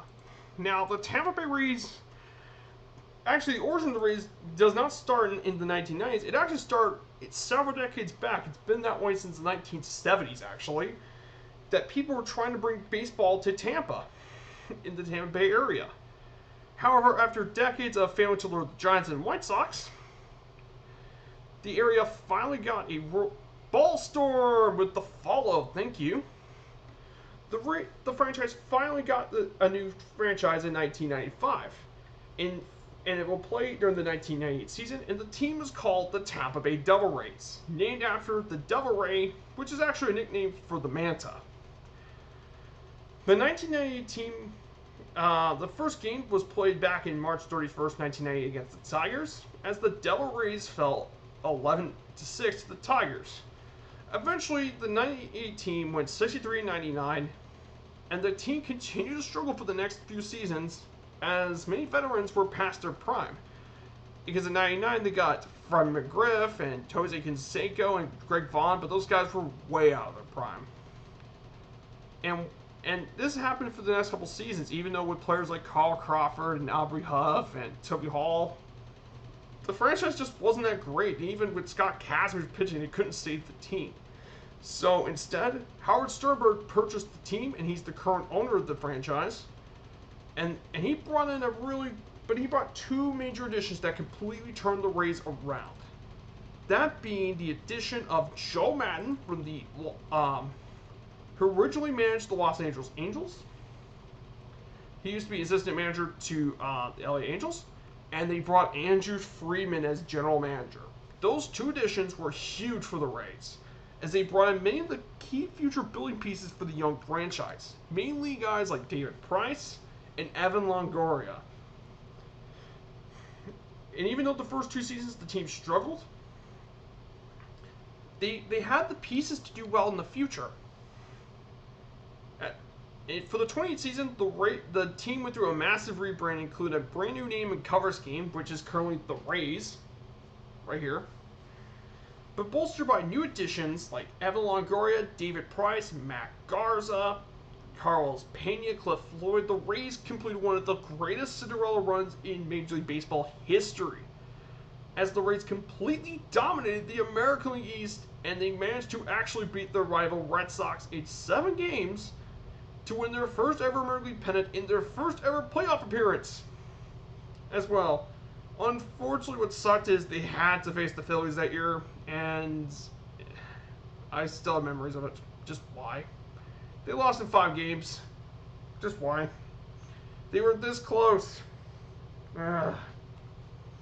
Sorry, it's the homer in me, but I mean. So the Tampa Bay, but though in 2009, the Rays still had another win season, but they failed to make the playoffs due to the fact the AL wildcard was quite competitive, and unfortunately, the Rays got overshadowed that year. 2010 was a much better year, as they won their second AL East title and finished with the best record in the American League that year. But they fell to the Rangers in the ALDS in a surprising upset. And that team made it to the World Series that year as well. The 2011 Rays, I had a video on my Discord. I do have a Discord as well. On my Discord, I posted a video which was game 162 in 2011. Was one of the craziest things in Major League history. And due to Evan Longoria's game-winning home run in that game, the Rays made it to the playoffs. It also kind of helped that Boston collapsed. With only 20 games remaining, the Boston Red Sox still collapsed. I still have memories of that. But they fell once again to the ALDS to the Rangers.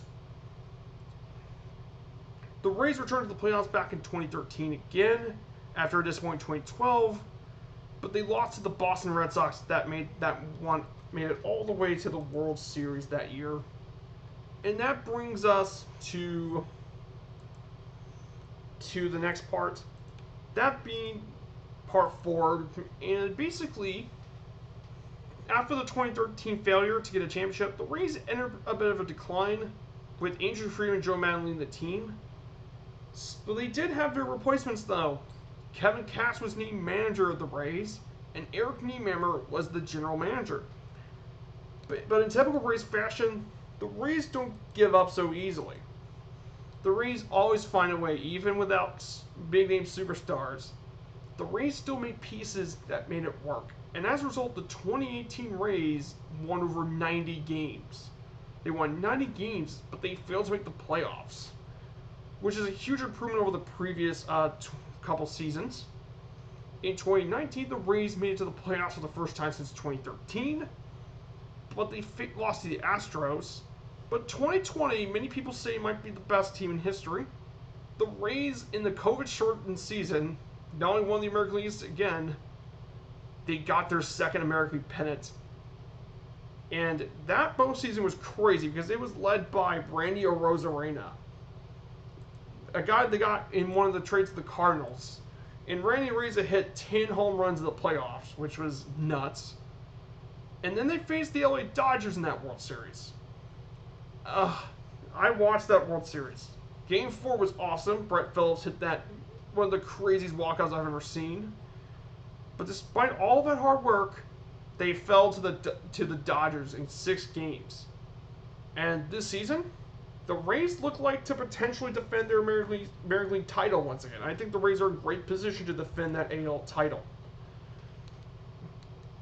The question is can the Rays actually do it? I'm hoping the Rays can. I think they're more than capable enough to defend their American League title. Maybe get to the World Series once again. Maybe get revenge against the Dodgers. Or face Evan Longoria in the World Series, which would be awkward. Now, speaking of stars, because the Rays have been such a young franchise, and the Rays historically have not been great, and the fact they don't have the high payroll of some of the other players, the Rays don't really have any major big-name legends or Hall of Famers. Their only Hall of Famer was Wade Boggs, but he only played it for the final 2 seasons. And I've already put him in my Boston's legends. So I have 4 players here, but I think these are the considered by many to be the 4 best players in franchise history. First is Crawford, known as nicknamed the Perfect Storm. He was known as being the first star in the young franchise's history, and he played for the Rays for 9 seasons from 2003 to 2011. He's an amazing base runner thanks to that speed, and he also made him a decent defender. Crawford was a .290 hitter in his career with 136 home runs, 766 RBIs, and 480 stolen bases. This man was a 4-time All-Star.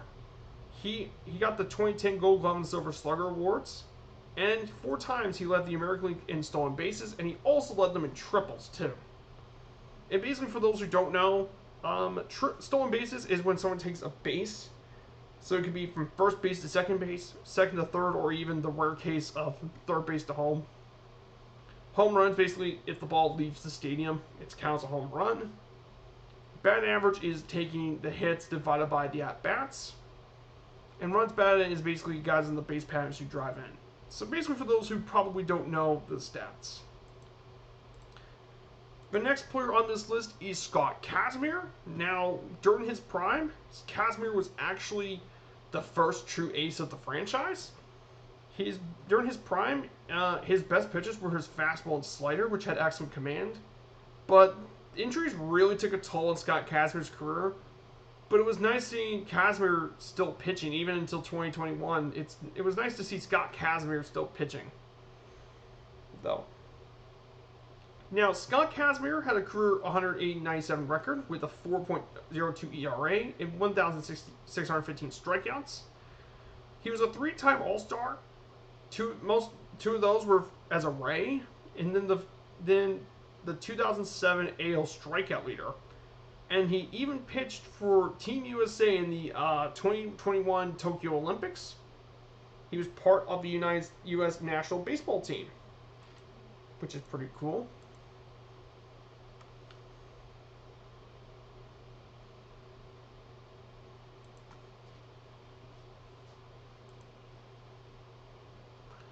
And then the next player is probably considered by many to be one of the most effective players in team history, and actually been a long time been my #1 favorite player, Evan Longoria, who, by the way,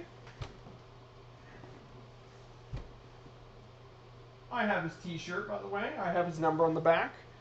That's the Rays t-shirt I'm wearing. Evan Longoria, the face of the franchise. He's been the longtime face of the franchise. He currently plays for the Giants since 2017. But Evan Longoria, my goodness, was such an important player for the Rays. Now, Evan Longoria was one of the best third basemen in the league for many years. And his combination of really solid offense and defense made him a fan favorite here in Tampa Bay. And the fans still love him even to this day. Now, Evan Longoria has a career .267 batting average. He has 1,810 hits, 316 home runs, and 1,087 RBIs. He is a 4-time All-Star, all with the Rays, the 2008 AL Rookie of the Year, 3-time Gold Glover, and a 2009 Silver Slugger. And the fun fact, this is pretty obvious, he hit the game-winning home run in Game 162 in 2011. He's also been the cover athlete of Major League Baseball 2K10, was Evan Longoria. And finally, I consider him to be the best pitcher in team history, David Price, currently on the LA Dodgers. But David Price came in the league in the same year Evan Longoria did, and he uses a wide variety of pitches. He has excellent velocity, and that made him an extremely feared and extremely effective pitcher. He currently has a 154-82 record with a 3.33 ERA, 2,039 strikeouts. He's a 5-time All-Star. He won the AL Cy Young Award in 2012. He got the 2018 Babe Ruth Award, which means he was the best player in the playoffs during the Red Sox 2018 World Series run. And he was a 2-time American League AL ERA leader. So that concludes that. Friend All says, you have several thousand favorite players. No. I don't have a certain number of favorite players, but Evan Longoria was one of my all-time faves.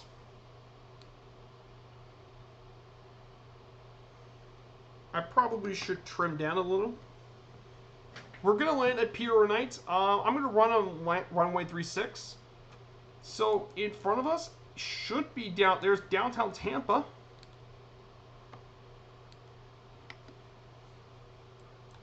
In front of us, there's Tampa. In front of us, I really...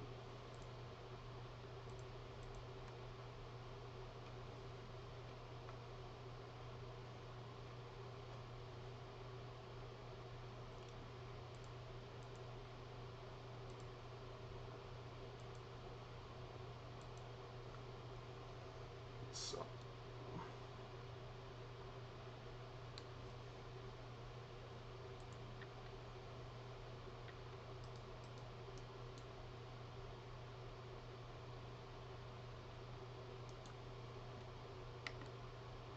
I know this isn't the world's fastest plane, but this is still really nice to fly towards.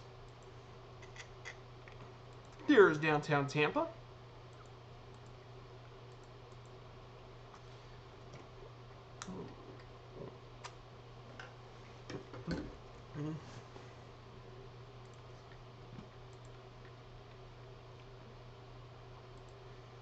We should get there pretty quickly.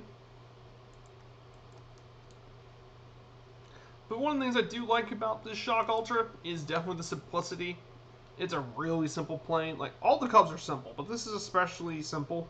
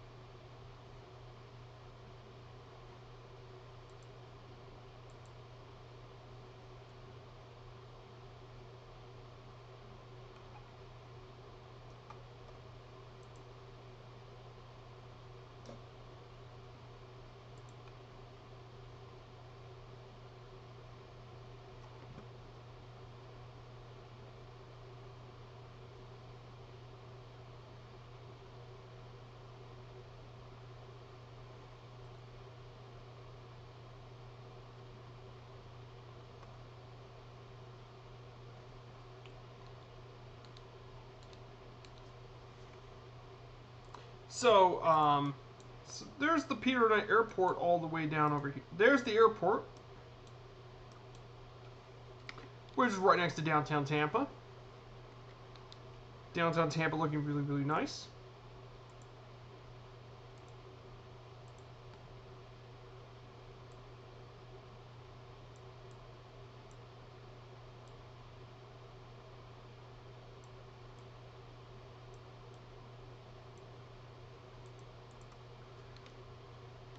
So there's Tampa.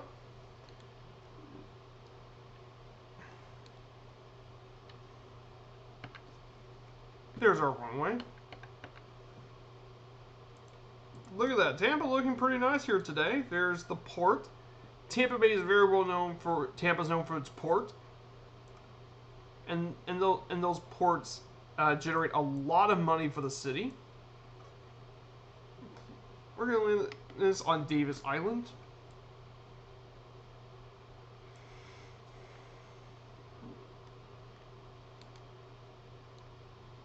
There she goes. There's Tampa, Florida. This will conclude leg number 2. Thankfully, leg number 3 won't be a really long leg.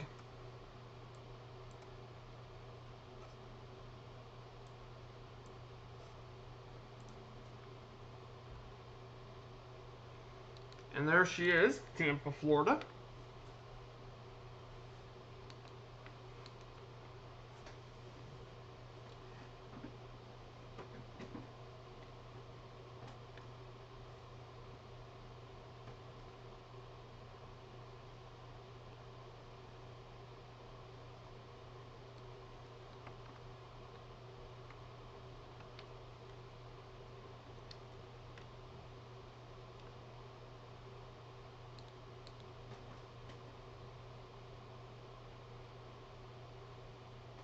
And that's it. That's an easy landing. That's how you do short takeoff and landing.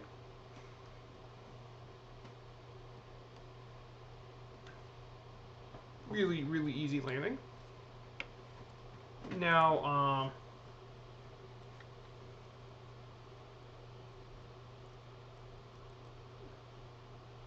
so there it is. The airport here in beautiful Tampa. And we got the view of downtown Tampa in front of us. This will conclude leg number 2.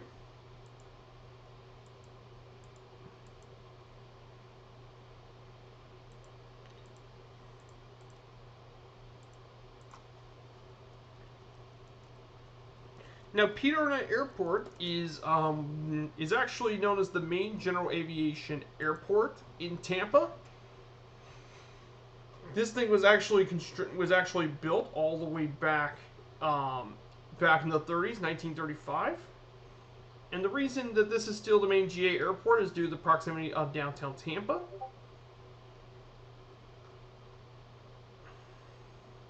And this was even used during the Second World War as an auxiliary fighter landing field for several Army airfields, including Clearwater, Drew, and MacDill Air Force Base.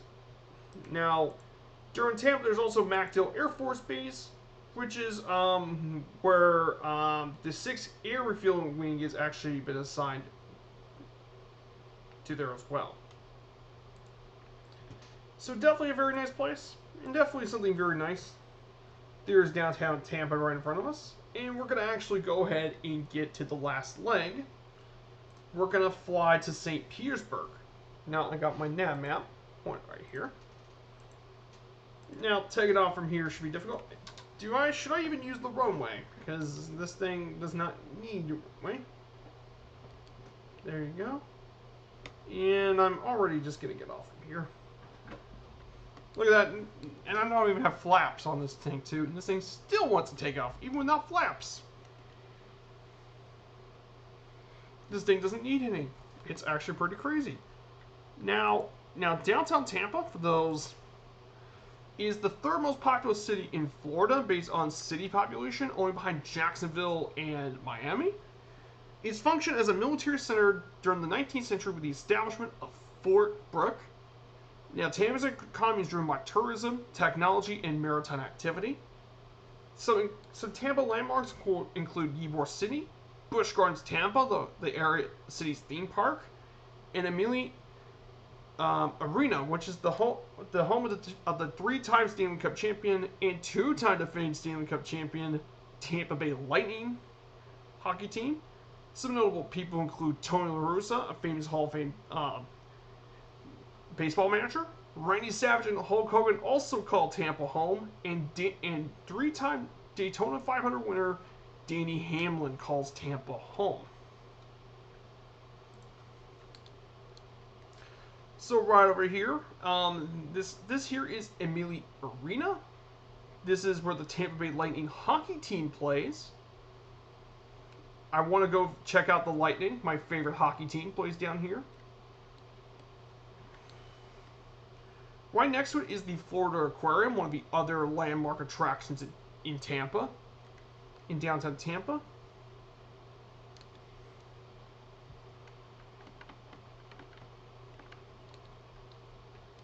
Tampa's looking really good. Dude, this is amazing. This is out of the box, and look how good Tampa looks. I love visiting Tampa. I would love to live in Tampa at some point. Tampa is such a really cool city.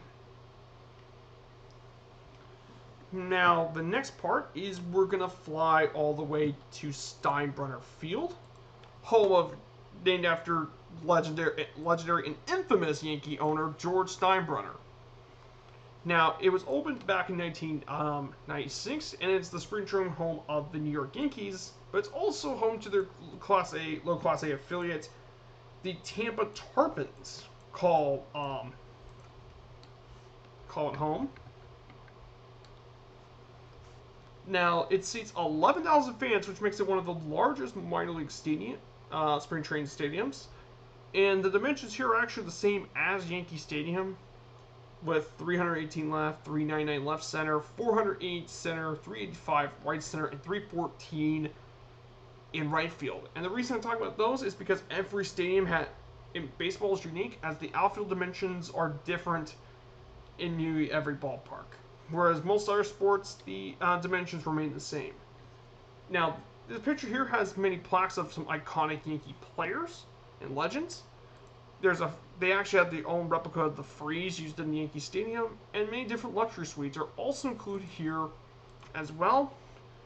In addition, right next to it is the well-known Raymond James Stadium, home of the defending Super Bowl champion Tampa Bay Buccaneers. The Colts are my favorite NFL team, as I'm living here in Indiana, but the Bucs are definitely my number 2. I supported the Bucs for years. There's Raymond James.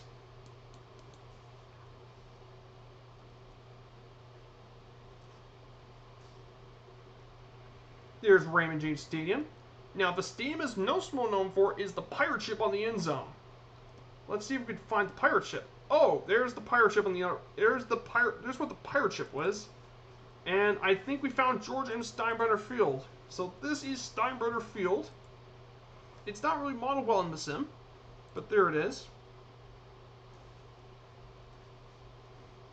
Okay, now we're gonna go visit. We're gonna go past Tampa International Airport, and we're gonna go across the Tampa Bay. We're gonna visit TD Ballpark.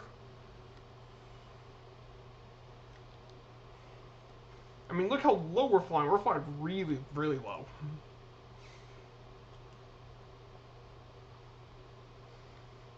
I mean, guys, this is exciting flying. Flying this low and flying this fast.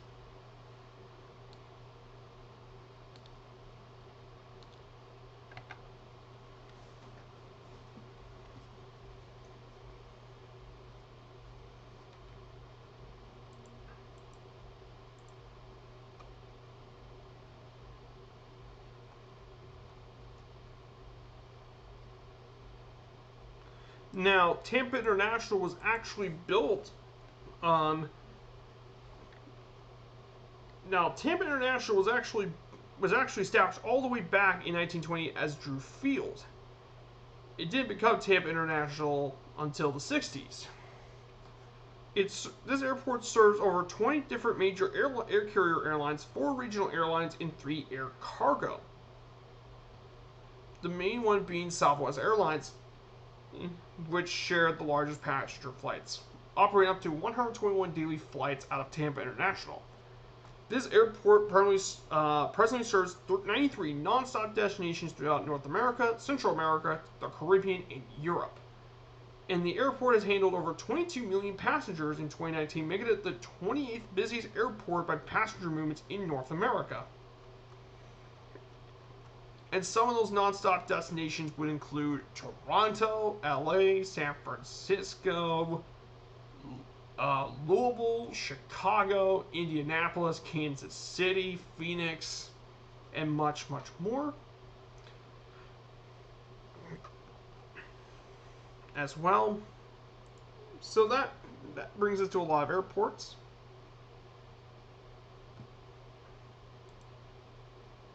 As well, this here is the famed Tampa Bay, which is right in front of us.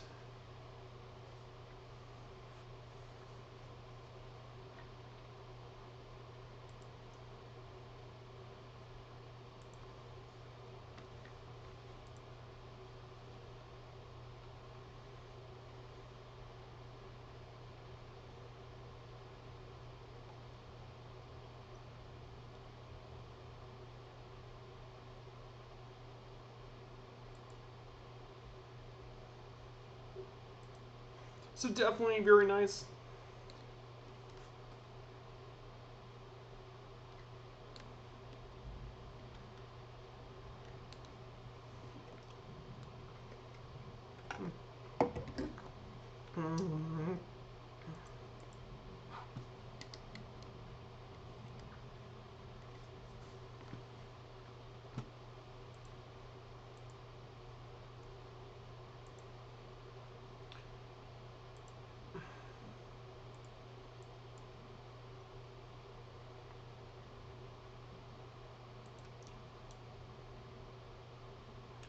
definitely very historic Tampa. This is the old Tampa Bay.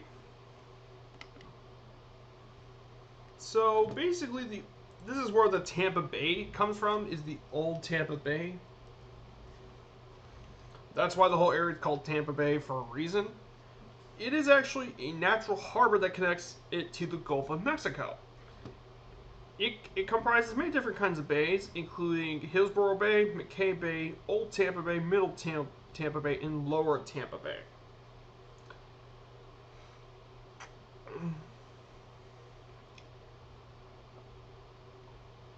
In fact, the areas were home to many native tribes, and those tribes were one of the few tribes that didn't have to farm because the waters were just so rich.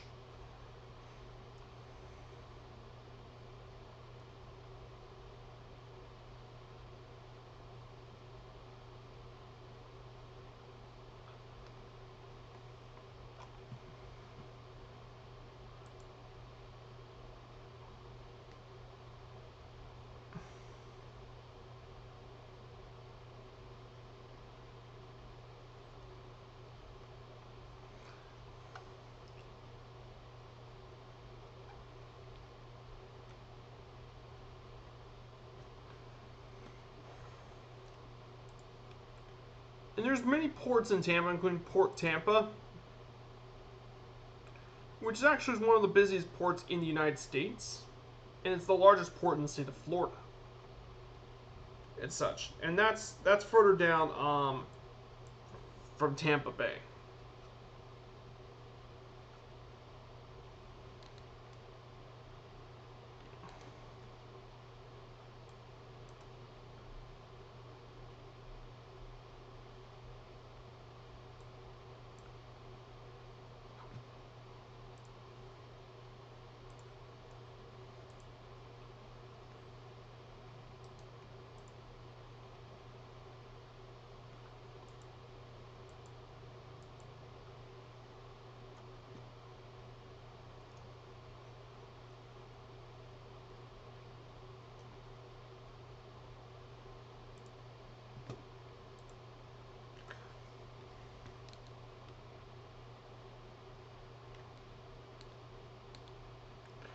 Definitely very nice. And now we're going to head to TD Ballpark in Dunedin.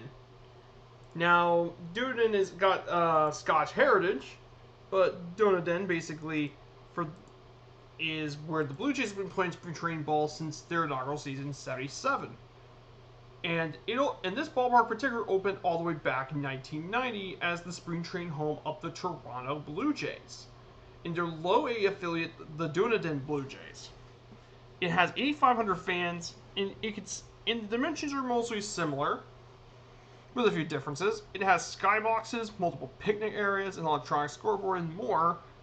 In addition to this, due to COVID-19 happening all over Canada, for the first couple of months of the season, they actually played baseball here in TD Ballpark before moving back to Buffalo. So we'll be seeing the ballpark pretty soon.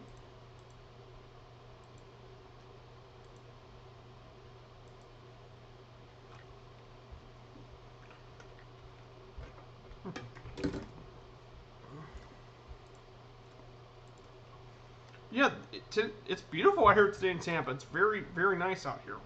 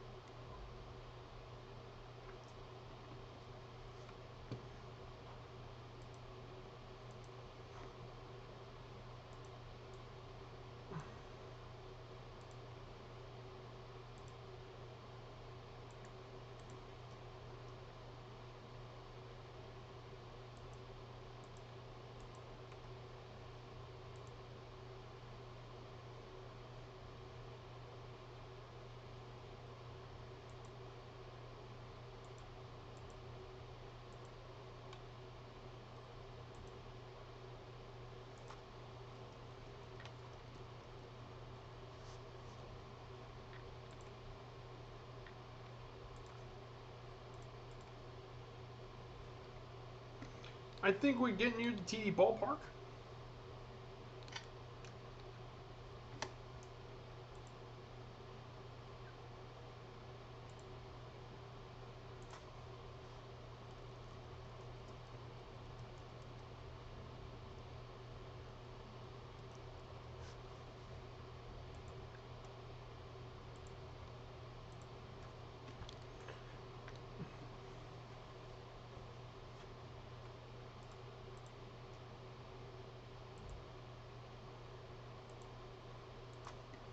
So there's this TD Ballpark down below us. Let me go ahead and pull this up.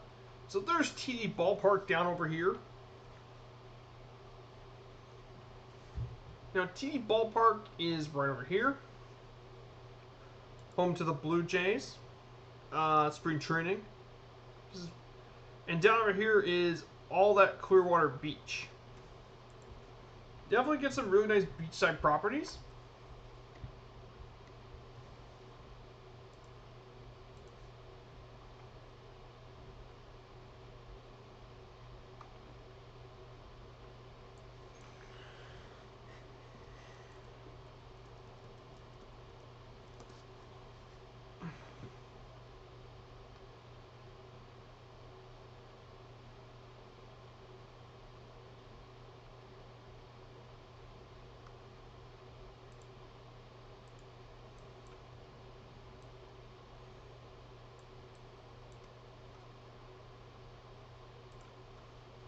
And now we're going to visit Baycare Ballpark. So Baycare Ballpark is going to be our next stop. So Baycare Ballpark is the spring training home of the Phillies, opened back in 2004. It's also home to their low A affiliate of the Florida State League, that being the Clearwater Threshers.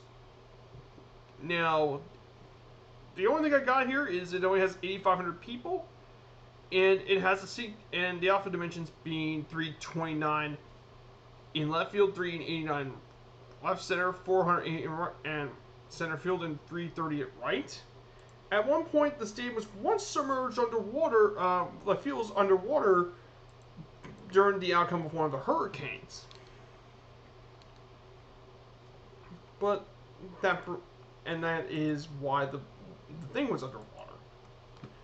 It was quite interesting to say the least. Not every day you see a ballpark with its playing field submerged underwater.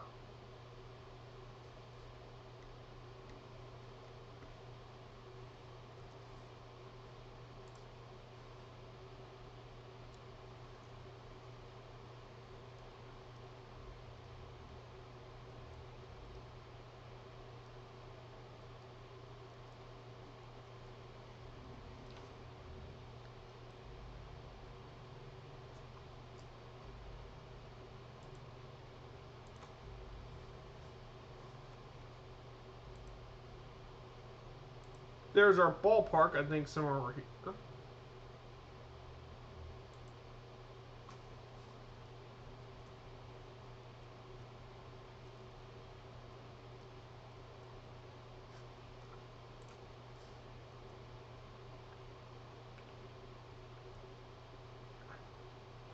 And there's Baycare Ballpark right over here. Here's the minor league ballpark.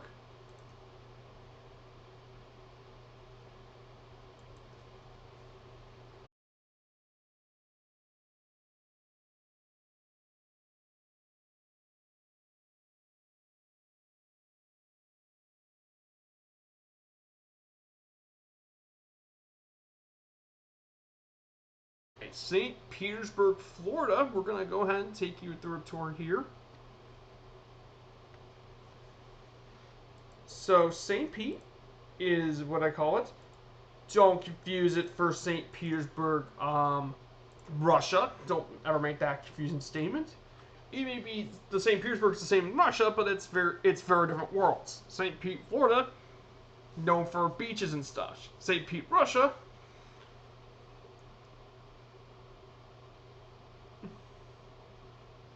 St. Pete, Russia, you do with vodka, czars, and cold weather. But St. Petersburg is actually the 5th most populous city in the entire state of Florida. And it was founded in 1888 by two people, John C. Williams and Peter Demons.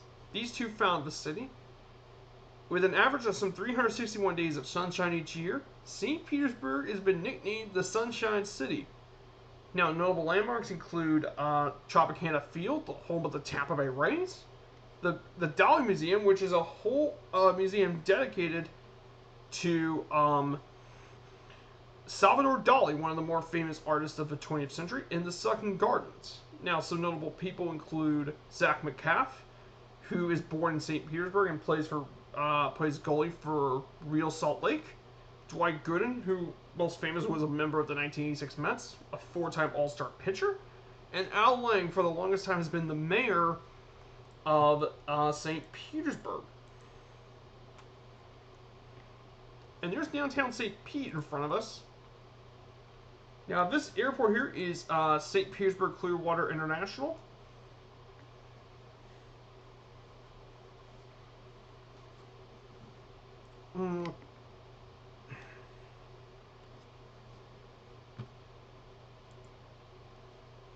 We're making a pretty good time, everyone. We should get to the final part of our tour pretty quickly.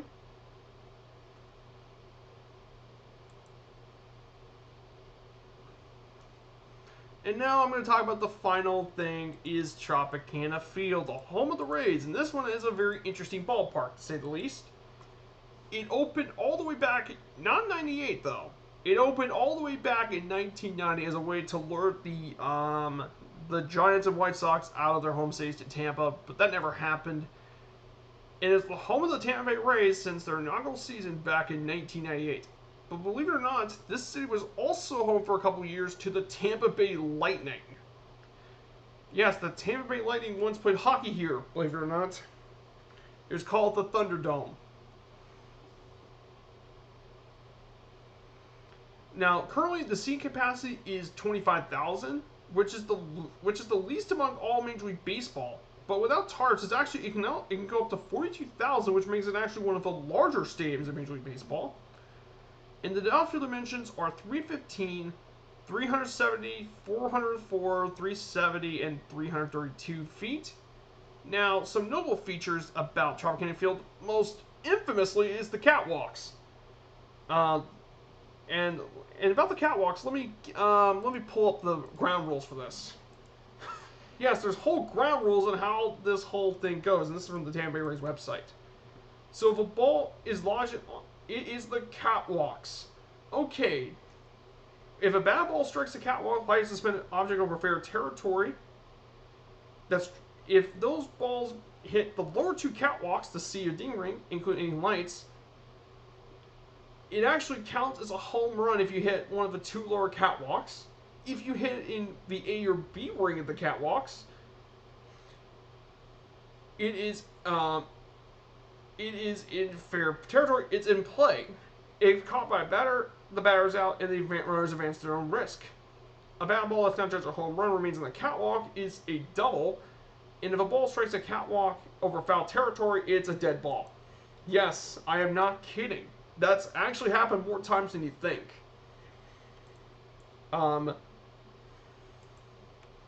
Yes, there's universal rules, but these are rules specific, and this is something you can see right over here on the picture. Those are catwalks underneath, and those balls actually hit those catwalks. That's something I learned during my tour in Tropicana Field. In addition to this as well, there's also a raise tank provided by the Florida Aquarium. And basically, you can actually pet and feed real-life cow-nosed rays. And thankfully, guys, you don't have to worry about being Steve Irwin, as the barbs have actually been removed on those rays.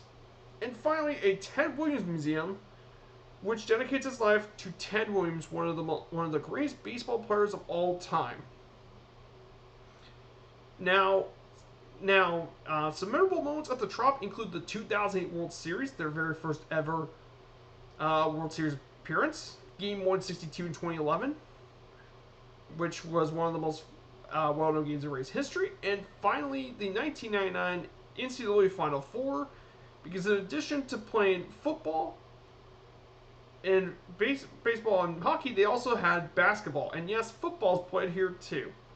And obviously, Tropicana Field's most obvious fact, it's the only non-retractable dome stadium in Major League Baseball.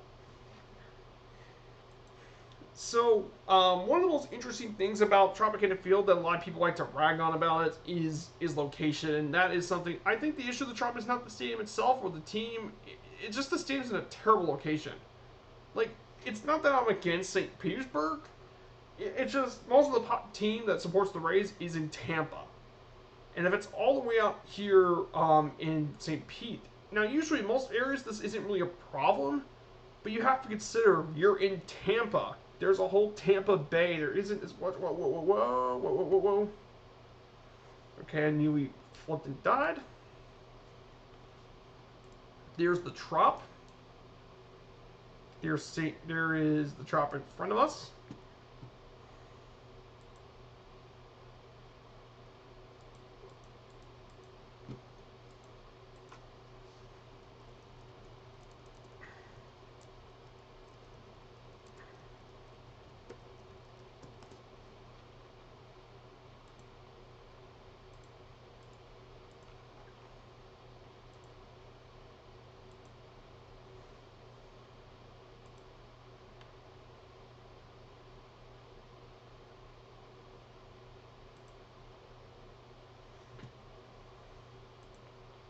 So let me pull up another picture again. So this is what I'm talking about. All those catwalks up there. See all the different rings?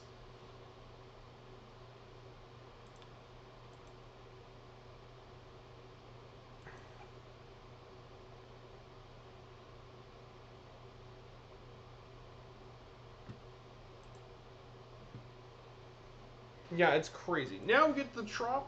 This is Tropicana Field.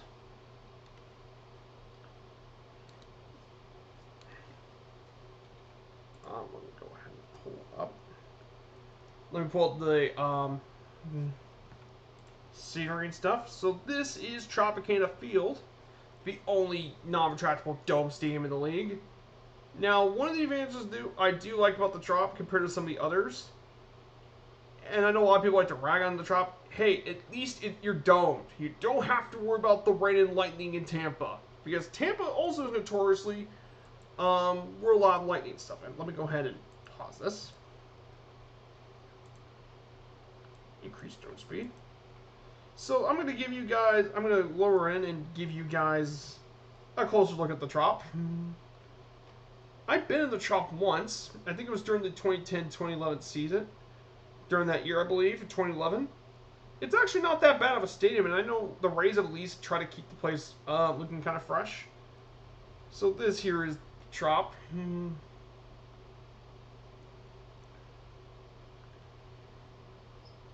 So definitely there is Tropicana Field. Now during game days when the Rays win, the roof actually turns orange. So there's a bit of a Trop. Yeah, and that angle roof means catwalks are definitely going to be an issue.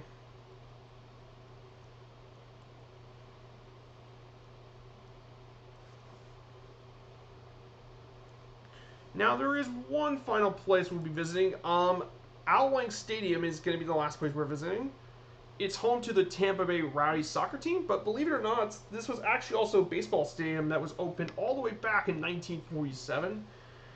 And it was the home of many different teams for spring training. The Yankees, the Cardinals, the Mets, the Baltimore Orioles, and even the Rays used it as a spring training site. So Lang Stadium should be around here somewhere. Let me bring Lang Stadium. There's also the Salvador Dali Museum is down over here too. There's the Dali Museum, which is right next to the airport, and there's Lang Stadium. Now, it still looks like a baseball stadium. It hasn't got the things that made it a soccer stadium yet. This Lang is still a baseball venue. And for the airport, we're going to just simply land on runway 25. There's Lang Stadium. And that will conclude our journey into St. Petersburg. So everyone, I hope you all had a good time in the stream. I wanted to thank John Fly and his Raiders for coming to my channel. Thank you everyone so much. I hope you guys like the content I provided for you all. And don't be afraid to give me a follow if you really like it and want to see more of my content. Don't be afraid to give me a follow. If you don't follow me, that's okay. Everyone's got their preferences after all. This should be a pretty smooth landing. Flaps, right here, runway 25. Put on the second stage of flaps, get this nice and smooth. Get this baby landed. Just pushing on the flaps.